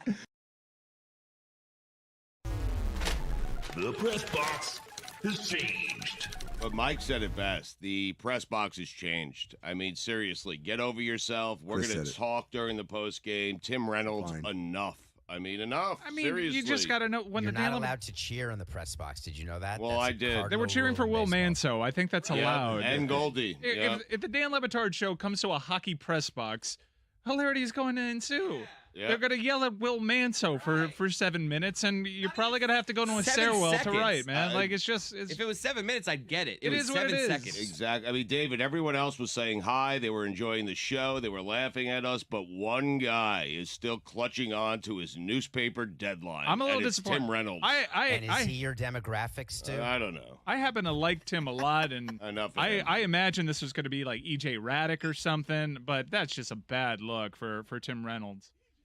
Listen, I went up to him afterwards. This was the best part. Stugotz is like, I've known Tim for years. I'm going to go fix this. He walked to Tim and walked right back very quickly. Yep. It was a very quick interaction. Well, he was writing. Okay? He's on deadline. It's enough of the deadline. It's a We're on deadline. I gotta get home. I feel like playoff hockey. I got to get home. I mean, yeah, we're on deadline too. We got to get that post game out. It is a working press box. Tim Reynolds is a journalist who's trying to write, and Stugotz is back there. Hey, Will Manson! That's Chris and Goldie. Don't leave out Goldie. We're on deadline too. They're going to kick us out of that press box a lot sooner than they'll kick out Tim Reynolds, who's just typing away. That's just those writers had their game stories done before the end of the Precisely. Yep. A good writer, right? Oh, what happened there? I apologize to him. I've known Tim for decades. I mean, Cody was done. He was out of there. I mean, you know. What was that interaction like, Stugotz? Take us behind the scenes. You walk up to him, you say what, he says what? I said, Tim, I apologize. That's on me. I should know better. Not Chris, okay? I should know better. I've been in press boxes before. I know you have a deadline. I apologize. And he said, that's fine. Just, try to keep it down. That is way too long. That was much longer than the actual conversation. I always extend it a little bit. I mean, you guys can we call Tim Reynolds and just ask him about what the interaction was like? No. Greg Cody's back in my day. Seeds. Seeds. Had a slice of watermelon lately? Popped a few grapes in your maw? Then you probably notice seeds are disappearing from fruit. And you probably see this as a good thing just because it makes life a little easier. We love us some convenience. In fact, it's a terrible thing, the de-seeding of us. Symbolically alone, the seed is the king of life. Adam gave his to Eve, and here we are, if you believe the story. If they take the seed out of humans the way we have watermelons, we're all dead ducks. Beans, peas, rice, coffee, corn, all seeds. Flour and oil started as seeds. All hail seeds. So what the hell is happening? In exchange for convenience, we are not valuing the seed's impact on health, biodiversity, and our food system. The genetic variability of most plants require seeds as essential to their evolution. De-seeded, artificially homogenized fruits rely on human intervention in the reproductive process, exposing the fruits to many pathogens. Plainly put, seedless fruits are not as good for you. They contain less fiber and have fewer minerals and vitamins than their seeded natural brethren. Seedless fruits also have fewer antioxidants, plant-based nutrients, and anti-inflammatory properties. But enough about this science. Bring back seeds because seeds are fun. Not to mention aesthetically and visually pleasing. Kids growing up today have sliced open a watermelon, have never sliced open a watermelon, and experienced the joy of seeing that juicy red flesh dotted with embedded black seeds. Nellie Doogie used to tell us if we swallowed a watermelon seed, a big melon would grow on our belly. It wasn't true. But as kids would make a competition out of seed spitting. You extracted the big seeds from the melon flesh. Tongue only, never fingers or a utensil, and you'd see who could project a seed the farthest. Every summer we did that. This was before video games, kids. Made our own games and toys. Flew a kite, kicked a can, spit a seed. Grapes were the real challenge because the seeds were so much smaller. We'd both pop a grape in our mouth, tongue moving, jaws in action, and whoever could spit out 3 seeds onto the table the fastest won. To this day, I carve real pumpkins and eschew the free-fab foam and plastic fakes, mainly for the treasure trove of seeds inside. Hundreds and hundreds of them waiting to be scraped out, cleaned, and roasted in the oven to become delicious natural snacks. Respect, worship, and bring back the seeds. I need a t-shirt that says convenience is overrated. Insist to your local grocer that you'll take your watermelon seeded, please, and the grapes too. I'm Greg Cody, and that's how it was back in my day. Yep. Journalism is dead. But journalism, as we know it, as you know it, what you wanted to do when you were a little kid, okay, it has changed. It has. It's changed, okay?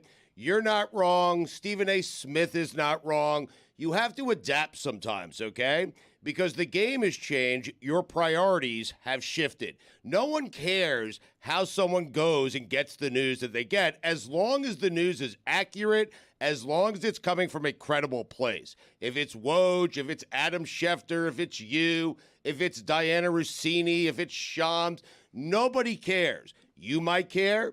Greg Cody might care. Stephen A. Smith might care. But you know what? You all sold out. Every single one of you, okay? Stephen A. Smith jumped inside the circus tent. I don't blame him. Why'd he do it? Because he had to do it. Because the game has changed. You jumped inside the circus tent. You did. You did so with me. Think about that. With me and with Greg Cody every Tuesday, okay? And so you have ditched journalism a long, long time ago because why?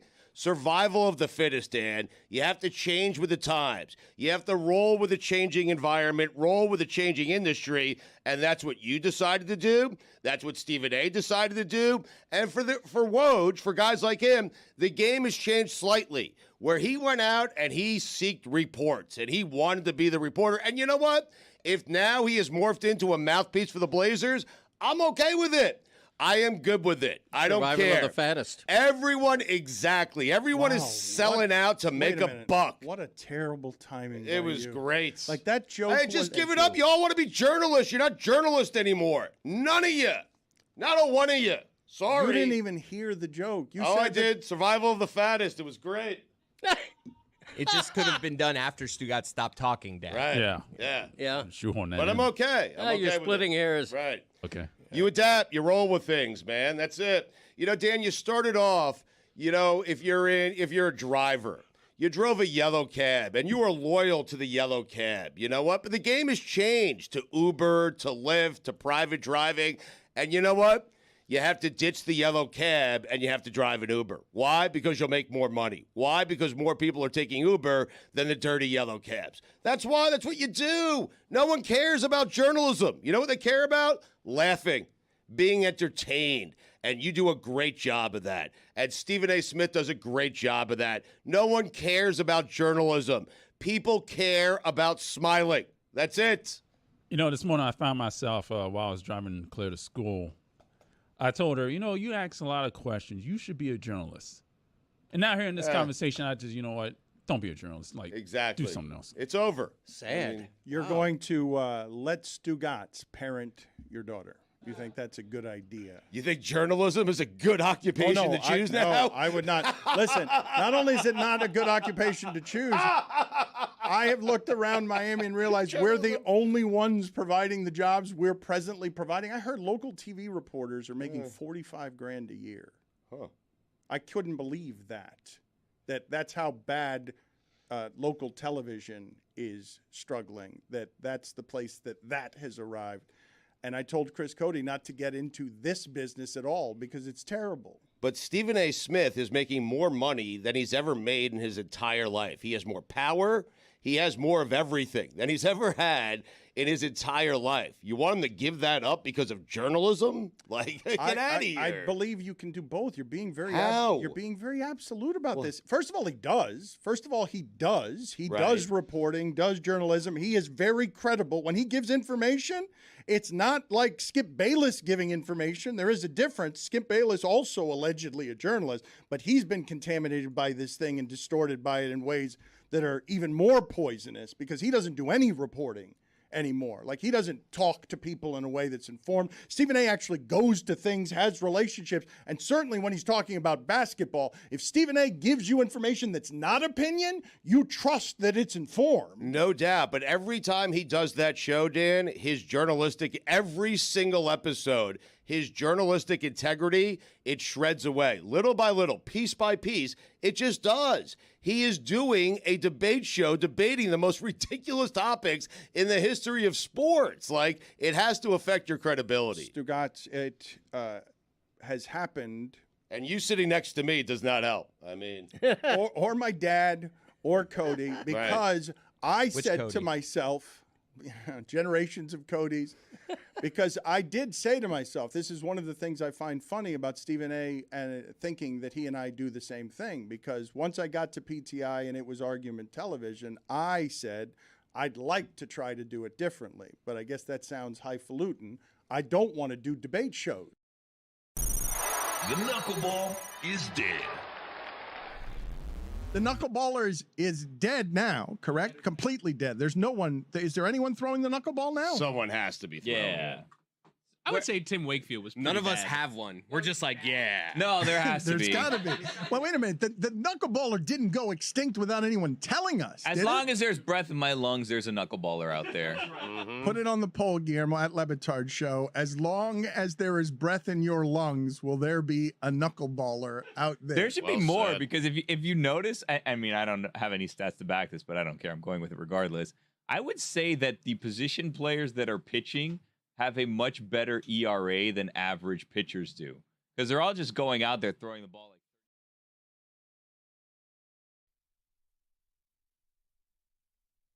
Guys, a pair of Game 6s in the NBA tonight, which I think we're going to talk about in a little bit. NBA has been on fire. This first round has been great. The ratings have been great. Like, everything's been great. But you know what's been great? Going to the actual games. Obviously, you know, the Heat fell 4-0. They got the sweep. So we weren't able to go to too many Heat games in the playoffs.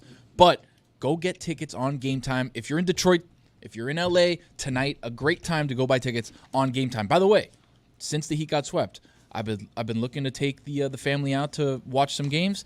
What am I going to do? Go to the Marlins. How do you like that? Going to the first Marlins game of the year for me and the fam. Bought my tickets on Game Time, sitting right behind home plate, got the view, got everything I needed straight on Game Time, all in pricing. Everything was perfect as usual. And download the Game Time app. Create an account. Use code DAN for $20 off your first purchase. Terms apply. Download Game Time today. Last minute tickets, lowest prices, guaranteed. Greg Cody came in here today and congratulated Stugotz on his Big Ten Women's Lacrosse Championship at Northwestern by way of good morning. I did nothing, but thank you, Greg, for congratulating Rachel on winning her third consecutive Big Ten championship. Yeah, you're the number one fan, though. I am the number one fan. Well, I don't know if I'm the number one fan, but I've certainly been to every game, and so it's been a fun ride. She has more rings than Jordan, I believe. I mean, I'm not even joking. She has a national championship ring. She has 3 Big Ten rings. She has a finals ring, which is the runner-up ring, which I told her to throw in the garbage. A couple of Final Four rings. I mean, she's got some hardware. She doesn't have more rings than Jordan, though. No. She might have more rings than Jordan, but Fair. I think Totally and Jordan is looking to get another one. Oh, yeah, the big one. I'll bet she is. Wow. I wonder if Bill's got a little prenup working. What do you think? I'm just throwing it out there. You know, I'm looking out for Bill. Yeah. You know, implying nothing about Jordan. Yes. And their relationship. I'm happy I for feel Bill. like you are implying It's a something. fair question, you know. though. I mean, Didn't sound condescending at all. It's a fair question. Is it? Yeah. Yes. Looking out for Bill. I mean, You're real concerned about him, are you? I'm real concerned, yeah. I really am. A third of his age? Wow. Why are you? Wait a minute. But why wouldn't you look out for her? Like, why are you looking out for him? What about her? She can handle herself. He can't. Not yet.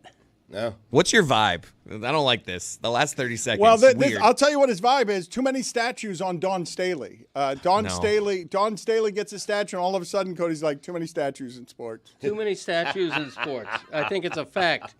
You know, there's certain players who deserve a statue. Kobe Bryant, Lou Gehrig, of that stature. Dwayne Wade. People that you say deserve them. Yes, you correct. should be the statue guardian. Dwayne Wade, borderline. Really? Don Staley? Borderline? Not yet.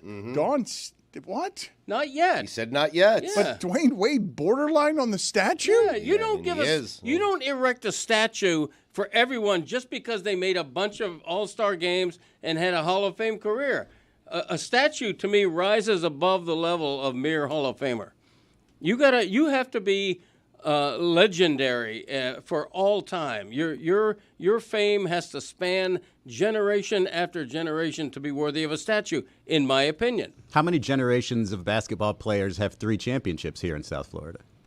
I gave Kawhi, by the way, 3, and he's only got 2. So I gave Kawhi an extra championship in my personal record book. Apologies on that mistake. Well, you have the Clippers-Pacers series for the championship, and you have the Clippers winning, so that's why you're giving the third kind of already. I gave Kawhi an extra championship I shouldn't have. I want to ask all of you this question because I don't feel that I've ever heard this word used before Hall of Famer. Mere Hall of Famer.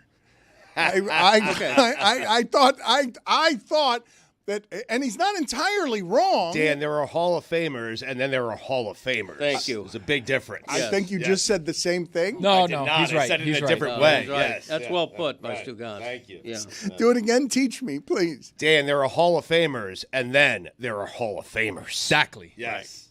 Lou Gehrig is a Hall of Famer. Yes. Joe Mauer, Hall of Famer. Zagacki. Shouldn't be. Yes. And not on the first ballot, that's for sure. Oh, brother. Thank you. I didn't vote for him on the first ballot, I don't believe. Who would? You don't believe? You would know.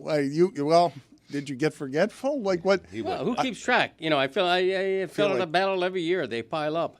But Who when you're keeps talking- track? You probably do. When you're talking about legendary athletes, okay, and this is no disrespect meant to Dwayne Wade, who had an epic career for the Miami Heat, deserves to have his number raised in the rafters, deserves to have his number retired, all that stuff, deserves to have a night at the arena. But a statue, to me, you reserve, and I don't think the Heat have anyone who merits a statue right now, except Pat Riley, and all they did was give him his name on the court. Well, all they did yesterday was take his job away and fire him all over television. Well, and fans have been doing that for a couple of years now. Not really. I've seen a lot on social media that makes me go, really? A few fans, and social media is not representative of an entire fan base, but this is the loudest it's ever been around Pat Riley. This is that, but it doesn't mean that there are a lot of people I'm doing curious, Greg. LeBron James is a bigger player, historically better player than Dwayne Wade. Obviously won a couple of championships here, made it to 4 finals. Would LeBron getting a statue in front of Miami's arena be okay with you? It matters the person, not the place? That's a fair question, and I don't know that there's an easy answer for that. LeBron's career deserves a statue, okay? Like Michael Jordan, LeBron. So wait, we just put it in a parking lot somewhere between Cleveland, Los Angeles, and Miami? Like wait, You know, that's for the statue lords. I thought you were the lord of the statue lords. You just took one from Dawn Staley, and I think everyone's okay with Dawn Staley having one except you. Well, she's won how many championships? 2? Staley? As many as Kawhi? Okay. But Kawhi should have a statue. That's his point. Right. Well, his point is that you shouldn't have a statue. He just said LeBron shouldn't have a statue. Well, he should have a statue, but it shouldn't be allowed on Los Angeles, Cleveland, or Miami's premises. It's in a closet somewhere. Fair, yeah. All right. Since you appointed me the Lord of Statues, let me say that to get a statue in a city, you have to spend more than 4 years there. Okay, I look at longevity as well as accomplishment. You have to marry those two factors. Put it on the poll at Le Batard Show. To get a statue, should you have to spend more than 4 years in a city? And also put it on the poll, are we giving out too many statues? To Greg's point, though, if you're still coaching, you can't have a statue, right? Did she quit? Did I? No, she's still coaching. She's still coaching. So you can't give her a statue while she's still coaching. Right. Once she's done, and then time has passed, like Greg says, maybe she wins 4, 5, 6. Should we be put this Then on the statue. poll as well at Le Batard Show? Should we be giving living people of any kind statues? I have confirmed that my dad did vote for Joe Mauer in 2023. On the first ballot? Well, he got in on the first ballot, Okay. so that's the only ballot he was on. Okay, but let me You should give be you- ashamed all right, of yourself. Here's the Wow. caveat here. No, wait a minute. Just eat the L. What's the caveat? I want to hear the caveat. Wait a minute. I want to hear it. I'll hear it. I'll allow the hearing of it, and it's fine.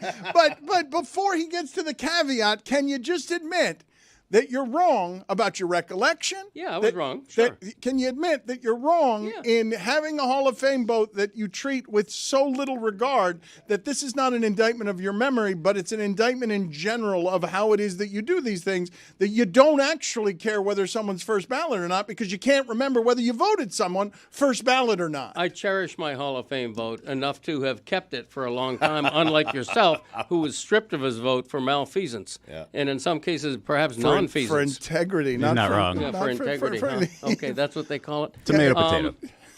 But the point I want to make is each ballot allows you a maximum of 10 votes. Occasionally, I vote for all 10. More commonly, I'll vote for 7 or 8, only the ones who I think are deserving. But let's say I vote for all 10. The 1 or 2 at the top, no-brainer, first ballot guys. You know, I mean, Derek Jeter, you know, there's no doubt about it. The 10th No person, statue for Jeter, by the way. There is one for Ruth. Yeah, there should be. Yeah, right. But the 10th guy on my ballot. Should there be one for Jeter or no? In New York, there should be. I wasn't putting it in Hall the of same Famers, parking and then lot they're with Hall of LeBron. Famers. Yeah, I would put, if I were the In Yankees. New York, there should be was an odd way to respond to Well, that. I mean, Marlon's going to give him a Did he want it in Iowa? No, I think we were all assuming. Let's put it in front of the White House. I don't know what he's doing with the statue. In New York, yes. Why would you put it in front of the White House? Dummy. What a dumb idea. But the 10th person I vote for barely makes my ballot. You know You what I'm voted for saying? 7 on this. Okay, so ballot. Joe Mauer was my 7th pick. But don't all the votes count the same? They do, but not in my mind. Well, he's a Hall of I like Famer, it. or he's a Hall of Famer. Oh, There there's you different. go. No. Near Hall of Now you're Fame. doing There you it. go. Make no mistake about it. There are Hall of Famers, and then there are Hall of Famers. I'm not making any mistake about it. The only mistake about it that's been made is you remembering whether you voted for Joe Mauer or not. Excuse me for not being perfect. Well, you just said that the mere Hall of Famer is imperfect enough for you to insult him by not offering him or her a statue. When Stugotz says Joe Mauer should not have made the Hall of Fame on the first ballot, even though I voted for him, I see his point. It was an arguable decision. Yeah. Okay, Well played. I would not have felt shame or remorse had I not voted for Joe Mauer, because I would have voted for him the next year, probably. I think if somebody's on the Hall of Fame as a first ballot guy, you got to be really all-time good to get my first ballot vote. Except for this circumstance. Well, again, it's easier for catchers. I'm going to say that. Catchers and relief pitchers, if you get a real good one, you're more apt to vote for him than other positions. That's quantifiable. And so that really helped Joe Mauer get Are you in, is his aware of the position. number of inconsistencies in your position when you say there's a difference between a Hall of Famer and a Hall of Famer? Right. There's a mere Hall of Famer, Yeah. but Joe Mauer would be a great example of someone who's a mere Hall of Famer who you made a first ballot selection. Yeah, largely that you because don't of his catcher, position. Yeah. But you don't regard as a first ballot selection, even though with the only vote that you had to make a statement into forevermore, you regarded him as a first ballot Hall of Famer. Marginally and largely because of his position. But So he was marginally a first ballot Hall of Famer. Wow. And you didn't think there were enough idiots out there to also vote for Joe Mauer, so that's why you did it. I don't understand what is happening here. Greg's right. Well, but Thank you. how is he right about being wrong about what he remembers? He's always right. Dan. Okay. All right. This is a matter of fact, Jack. If you give Joe Mauer's about time. exact career statistics to a center fielder, to a shortstop, that's not first ballot. So he's not a But first ballot Hall of Famer. He was because he's a catcher. Separate wing, Dan. Catcher Hall of Fame, different. Than So the he rest is of the a Hall of first Fame. ballot Hall of Famer. Absolutely a different standard. So he is a first ballot Hall of Famer. Yeah. But he's not. He is literally. Marginal. Whether or not he should have been is marginal. Okay, should have been, but when you had a choice on should, you said he was. I gave him my 7th and last vote that It's, year. but your Had to seventh, use it. Your Yeah. seventh I and didn't, last vote but I for did. a first ballot Hall of Famer. No, you gave other votes for other people who weren't first ballot Hall of Famers. Right. He was the one on that ballot, Chris. How many first ballot Hall of Famers did your father have other than Joe Mauer? Because it would be really delightful if Joe Mauer was not only a first ballot Hall of Famer, but his only first ballot Hall of Famer that he was voting for, as he doesn't remember how it is that he voted. I'm going to have to look up of these other 6 if that was their first Well, year. name them. Yeah, it Go was ahead and Adrian name Beltre, he voted for. That Todd is Helton, who not- those are not first ballot guys, Yep. neither one of them. Todd Helton, not, and then it Both was marginal. Manny Ramirez, may have been. Okay, no, I voted No. Steroids. No. I Okay. think. No. steroids. don't A-Rod, bother me. definitely not. No. Gary Sheffield, definitely not. No. Billy Wagner. Well, he questioned Wagner too, so he's got two. There's the possibility is Billy Wagner. Is Billy We're Wagner? going to look up whether that was his first ballot. He did not think that Billy Wagner should be a first ballot Hall of Famer. I don't know that Billy Wagner got in on the first ballot though. Billy Wagner got in. He's a relief pitcher, which benefited him in the end, as it does with catchers. But Wagner got in his last year of eligibility.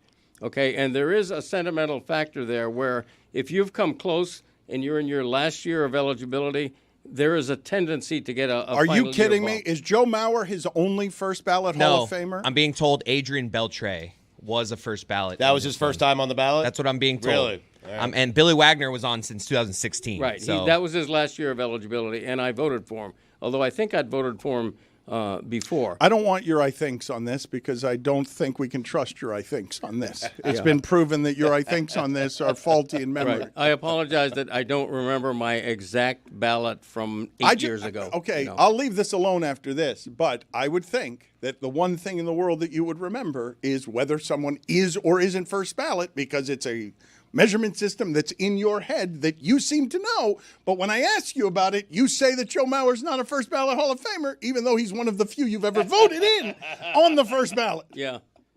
Sounds like you're beating a dead horse. Yep. Speaking of dead horses, I'm looking forward to the Kentucky Derby Saturday. the I'm Derby. telling you what. Yes. Even though my horse Comley is not running in it because she's older than 3 years old. Isn't Comley like done? Well, Comley's going through a rough patch. Comley's been diagnosed as an allergic horse. Allergic to winning?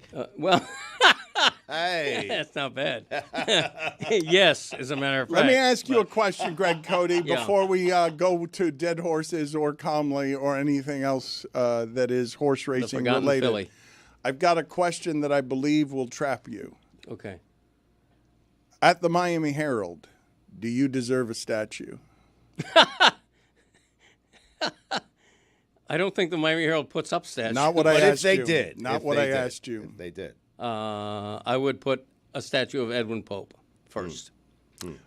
First. Yeah, first. Right. Okay, Roy said that at the exact same time as Greg. Did Not he that say Greg the is first though? predictable, Because but he the said fir- at the no, exact but same no, time. but the first is important there. So Because Pope's is first, and it's a little bit bigger than the rest of the statues, right? Yeah, it's an Yes. inch taller than my eventual statue. even though he was shorter in He real was life. shorter, than yeah, you, but I want him larger than life. Okay, so but you're getting a statue? Yeah, why not? We're giving them away. You know, I mean, if Don Staley's getting one, you know.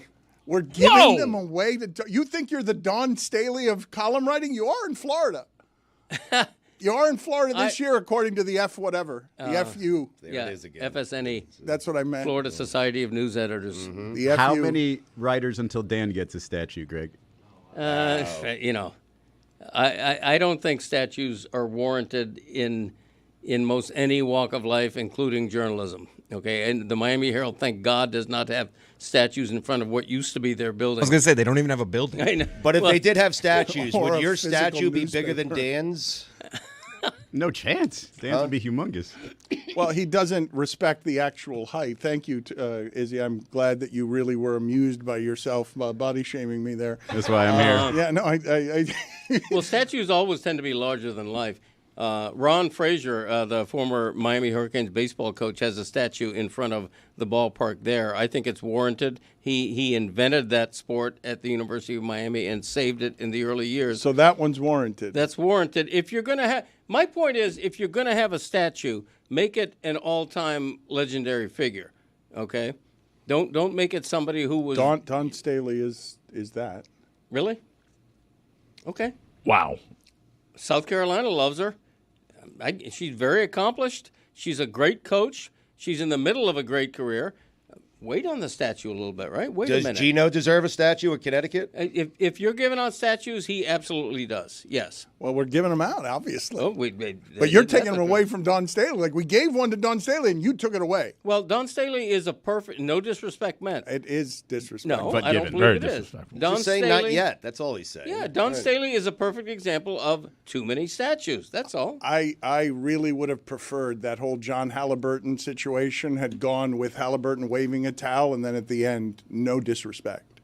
If he had just said, like, I don't mean any disrespect by this. This canceled out all previous disrespect. When I tell you the assortment of things that I told you that included, look at what my son did to you, your career, your franchise, and your legacy, and I'm waving a towel with his face in yours, but no disrespect. But yet you endorsed that.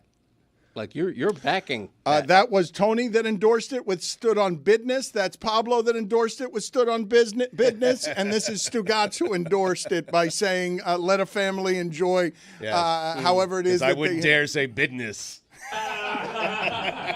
It is something that is making one element that is making the NBA playoffs fun, right? Like we haven't seen that a ton where you have Giannis face-to-face, never mind a fan, with the father of another player. But it feels like John Halliburton. He doesn't really match. Doesn't look like a John Halliburton. He doesn't look. The John is confusing Yeah. to me. Go talk to John Halliburton in accounting. Exactly. Yeah. So anyway, but it feels like he was just riding the wave of what the NBA is allowing, because in every single game they're allowing absolute muggings, or they had been. They let a game get decided without blowing a whistle in that Knicks Pistons game. But the weird part is as much as, hey, you don't want the games decided by a lack of whistles, everybody seems to love the result, which is not long playoff series, because we've only got 2 Game 6s coming, but physical playoff series, and people want to see the fights. So I guess PK Subban was kind of right when he came on here and said, yeah, we need fighting in the NBA. This is a little bit parenthetical to the whole conversation about Giannis and Halliburton's father. But I don't know the answer to it, and maybe somebody does. Since when are parents allowed on an NBA court after a game?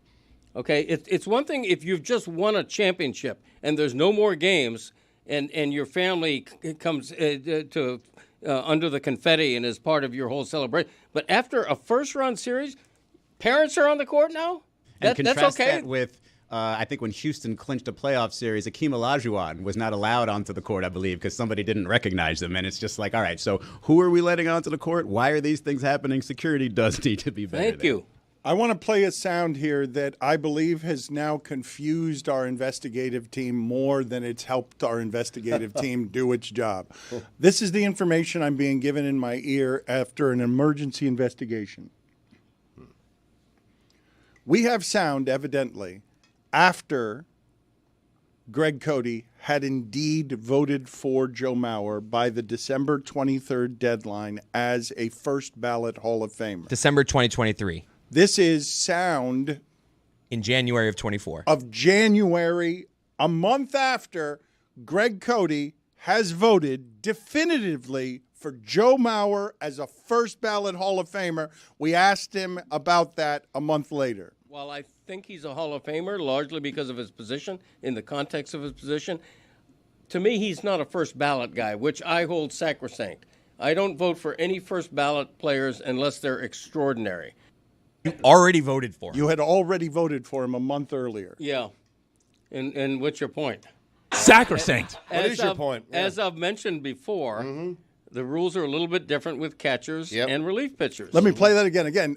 In December, he voted Joe Mauer as a first ballot Hall of Famer. Here's his explanation a month later. While I think he's a Hall of Famer largely because of his position, in the context of his position, to me, he's not a first ballot guy, which I hold sacrosanct.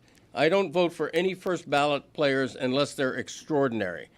You've been saying sacrosanct my entire life. I love that. But it's not sacrosanct because you could have waited a year and made it sacrosanct. voted for him. You did not make it sacrosanct. Okay. You said I said nothing there that I walk back now.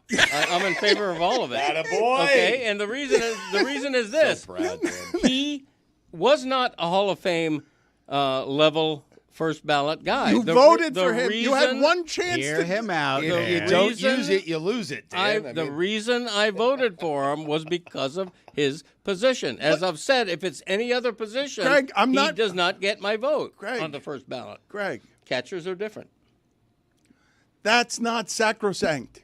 Yeah, it is. Except for Okay. catchers and relief pitchers. All right, we're done talking about it then. I lose again. You agree to disagree? Yes, I guess. Wow. No, I don't agree to disagree. Yeah, that kind of thing. You know? I'm going to agree to agree. That's a fact, Jack. That kind of thing. Le Yeah. Batar's just sore because they stripped him of his own vote. Now That he is why. Now he That is- resents that's my right, vote. That's right. Because look at the fool they gave it to instead of me. I said, take my vote. I don't want any of these steroid moralizers protecting the gates. What does he do? Moralizes, and then Gary Sheffield, A-Rod, and Manny Ramirez. Finger guns, John Morant. Woo-woo! Joe Mauer. Everybody's in the Hall of Fame, but it's sacrosanct. You know what's sacrosanct? Me having an important vote. Yeah. Okay, I would say something if you're done. I don't know if your finger gunning is done or not, but Oh, grenade!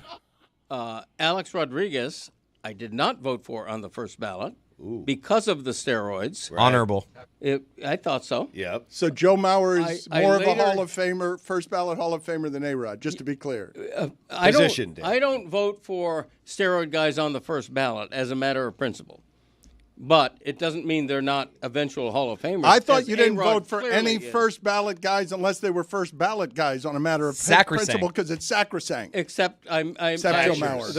The rules are looser for catchers Except Joe Mauer. and relief Relief pitchers. pitchers, yeah. I don't know Gotcha. what about that you don't understand. Yeah, I mean, he said it over and over You again. can vote man. for Get him it through your thick on the skull. first ballot and still question the fact that you voted for him.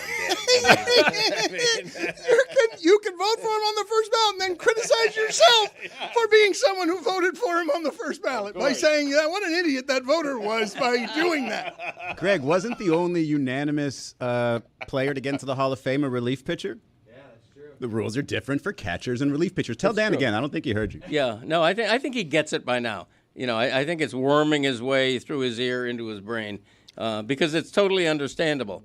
And that's another good example is the Yankee guy. Harold Baines. The Yankee guy? Who's the Yankee guy? You want to name him? You want to I'm name not him? going to take a quiz. Of course I know who it is. Come on. Well, I'll sit here all day waiting for you. Yeah. Wait a minute. I'll Let's sit hold here. on. Let's lay Okay, out. Mariano Rivera. Okay, I mean, come on. Who fed him that? Good job, Lewis. Lewis, good job. Gave it to him. Appreciate you doing All that, right, bro. I'm going to put Lewis in the penalty box. No, nobody said that to me. Major penalty, 5 minutes, screaming comedy. We could have been here all day. Harold Baines has a statue. I mean, Harold Baines. That wasn't the line for Cody. Don Staley was. Harold Baines should not have ever been let into the Hall of Fame. Thank you. And I want to make a point. See if he voted for Not him. even as a visitor? No, I never voted for Harold Baines, and I want to make a quick point Wants to see his friends. on behalf of the BBWAA. The writers did not elect Harold Baines.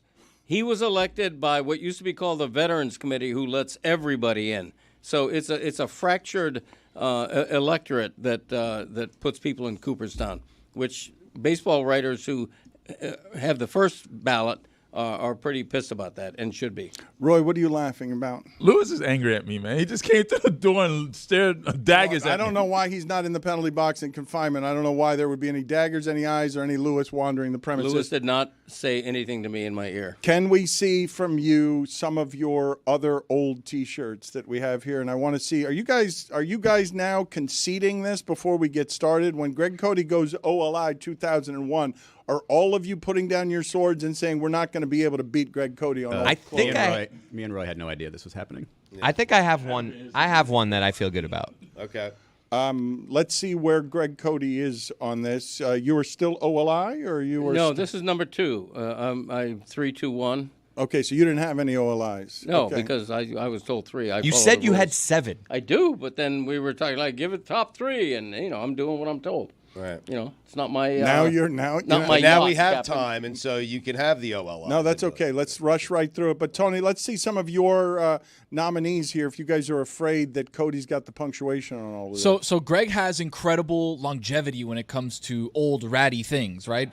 Somebody in their 30s doesn't have the the je ne sais quoi. He's got of shirts somebody like old. I believe he'll pull out a shirt that's older than you. For sure.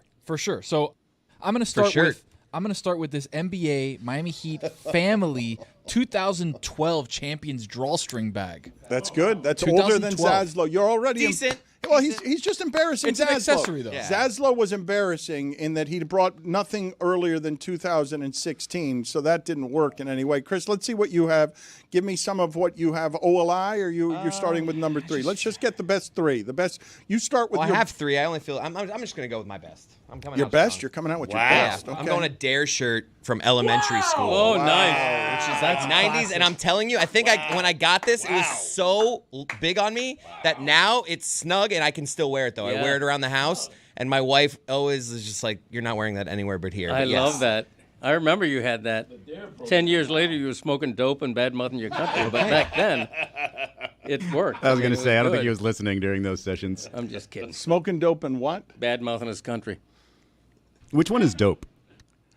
Why That's do you just think they call it dope? Where does that saying come from? That's another thing you've been saying my whole life. Smoking dope and bad mouthing your country. A friend of mine he put that phrase into my lexicon, and I've adopted it. I like ever since. Yeah. I like it. Tony, what else do you have back there? Dan, I've got a little towel from probably around 2008, 2009, Dominican Republic sponsored Miami Heat towel. I like it. So 08, 09, I want to say around that time. The Republic of the Dominican was supporting Heat basketball right before LeBron got here, when Dwayne Wade was fed up that Samaki Walker was his teammate. They just missed it. And they have it all. Look, Dominican Republic has it all. Izzy, what do you think? Hey, they put a lot of money into this campaign. I remember it. It was quite impressive. Our only proud Dominican here in the studio, correct? That's Izzy. And Frankie. Yes, I meant right here in the studio. Yes, thank you for Never forget about Frankie, Dan. My bad. Greg, what do you have here as the rest of what it is that you would produce for us? Okay. Are you going to end this competition right now, or are you going to end this? Or should we go to more Tony items so that he could show a little more of what he's got? He's got 3 more. That's fine. Let him do it. I thought this was clothing only. If you want to talk about memorabilia, I got that out the ass. Are you kidding me? I mean, the clothing. The clothing is just the tip of the iceberg. Put it on the poll, please, Juju. Does Greg Cody have fossilized memorabilia falling out of his ass? Next week we'll do artifacts with Greg. Okay, let's do it. All right. Artifacts, Jack. I've got a Miami Heat. I've got a Miami Heat playoffs that's got paint on it. That's ratty. Wow. That's 2014. bad. You don't wear that anywhere, No, right? no. This is buried deep in one of my drawers. That has to be a rag, is it not? That's something that's used with a mop. It was used with paint, so somebody kind of went like this with paint on it. Do you still have a relative who uses to mop the floor a shirt and a stick? Un trapo, yeah. My cleaning lady does. Who doesn't? Shout out to Dania. I don't know. It's the most effective way. Greg, let's end this competition right after Tony gives us the last of what he's got here. So I've got a classic, and a lot of people are going to probably never hear. This is the first time they're going to hear of this team ever. Okay, so you guys remember the ABA, right? They tried to make a comeback in the early 2000s, and I have in the inaugural game, the Florida Pit Bulls. I was there November 5th, 2005 for the Florida Pit Bulls to make their comeback in the ABA, player coached by Tim Hardaway Sr. You will not wear that anywhere either, right? That's around the house, just walking around. I won't even wear this in the house. That's not even worn in the house. All right. But Florida Pit Bulls, shout out to them. Dale. What's left of them? Greg, what do you have here to end this competition? Okay, this is authenticated by the holes in it and the moth bites and everything else. This is an original 1997. Oh, he's got it. Marlins World Series champions. It's you can see the holes. Yeah, let me see that thing. Turn it this way. Got a lot of Oh, wow. Yeah, a lot of Oh, hold on a second. Because I've got something like that. Hold I've got on. an official World Series championship shirt. Whoa! 1997 from Pro Player Stadium with the Pro Player tag on it. Yeah, but his has a hole. Yeah. Oh, yeah, you got to have a hole. You got to have holes. Mine's actually too nice to have a hole. Too clean. How old were you? How old were you? I was, at this point, probably 6 years old, 5, 6 years old. That's an upset that Tony would have a shirt just as old as yours. Not an upset that yours would be in a lot worse shape and have holes, and his would be somewhat pristine and treated with care. Yeah, and keep in mind, this was just my number 2. I have my number 1 waiting. Oh, I thought. wow. Okay, I'm You sorry. have something better Wait a than minute. that? Was my God. What a dramatic turn. He lured you out, Tony. That is a classic bait and switch from the veteran. He lured you out, and you're like, "Oh, I can tie you," and now he's going to drop the hammer on you. This is. I'm dating it to either late 70s or very early 80s. Oh my God. Okay. I cannot wait. And the proof of its age is that it's a white T-shirt. I haven't worn a white T-shirt in 30 years. I wear only black T-shirts. This is a reggae T-shirt from Peter Tosh. Oh wow! The Equal Rights album, which came out in I'm just guessing 78 or something. And I think I bought this a couple of years later, so it's probably a 45-year-old shirt. That's amazing. Damn it. I thought I was winning this until that one. No, There I mean, are yours wrinkles is in good. that shirt older than the shirt that Tony just produced. Yes. The wrinkles. It is terribly wrinkled. Congratulations. He died like 5 years before I was born. Yes, that's correct, and that's why you lose. Can't help that. That album came out in '77, Greg. Okay. Yes. So this is probably a circa 1980 type T-shirt. So did I. 77. Excellent work, Greg Cody. You went through your things, and this allows you to have the segment to yourself to talk about something that you care about, which is that journalism is not dead. And because you have won the T-shirt off, we are going to get you to celebrate that journalism is not dead. A long, long time ago, Dan was a prodigy, and his writing used to make him smile. And he knew if he had his chance, he'd rat out for bogus Pell Grants and maybe learn from Cody for a while. But network money made him sell his soul. Now he shows all his bias to the Heat and now the Panthers. Dan's fake news, oh, have you heard? I can't remember if he cried when he told us with his face so wide that all his morals were a lie. The day journalism died. So Dan was saying, oh my, how I'd love to eat pie. Oh, but if it has some gluten, then I think I may die. I'll shoot my integrity straight into the sky, banging Panthers drums as a Cuban-born guy. Panthers drums as a Cuban-born guy. Why is journalism dying or dead, or why is it not? Journalism is not dead, and I'll tell you why. This Saturday in the Kentucky Derby, the most famous racehorse in the world, the racehorse that is a betting favorite is a colt named Journalism. And the reason the colt was named Journalism is that the owner of the syndicate was giving homage to the fact that he was a sports editor on his high school newspaper, as Greg Cody was, and all the years later he had a racehorse that he named Journalism, and that horse right now is fitting to win the Kentucky Derby if the odds are right. Are they? That? Are they right? I mean, I don't follow it that closely, but it's a betting favorite. A clear betting favorite, like second is even a long shot. One of the horses is owned by the former major leaguer Jason Worth.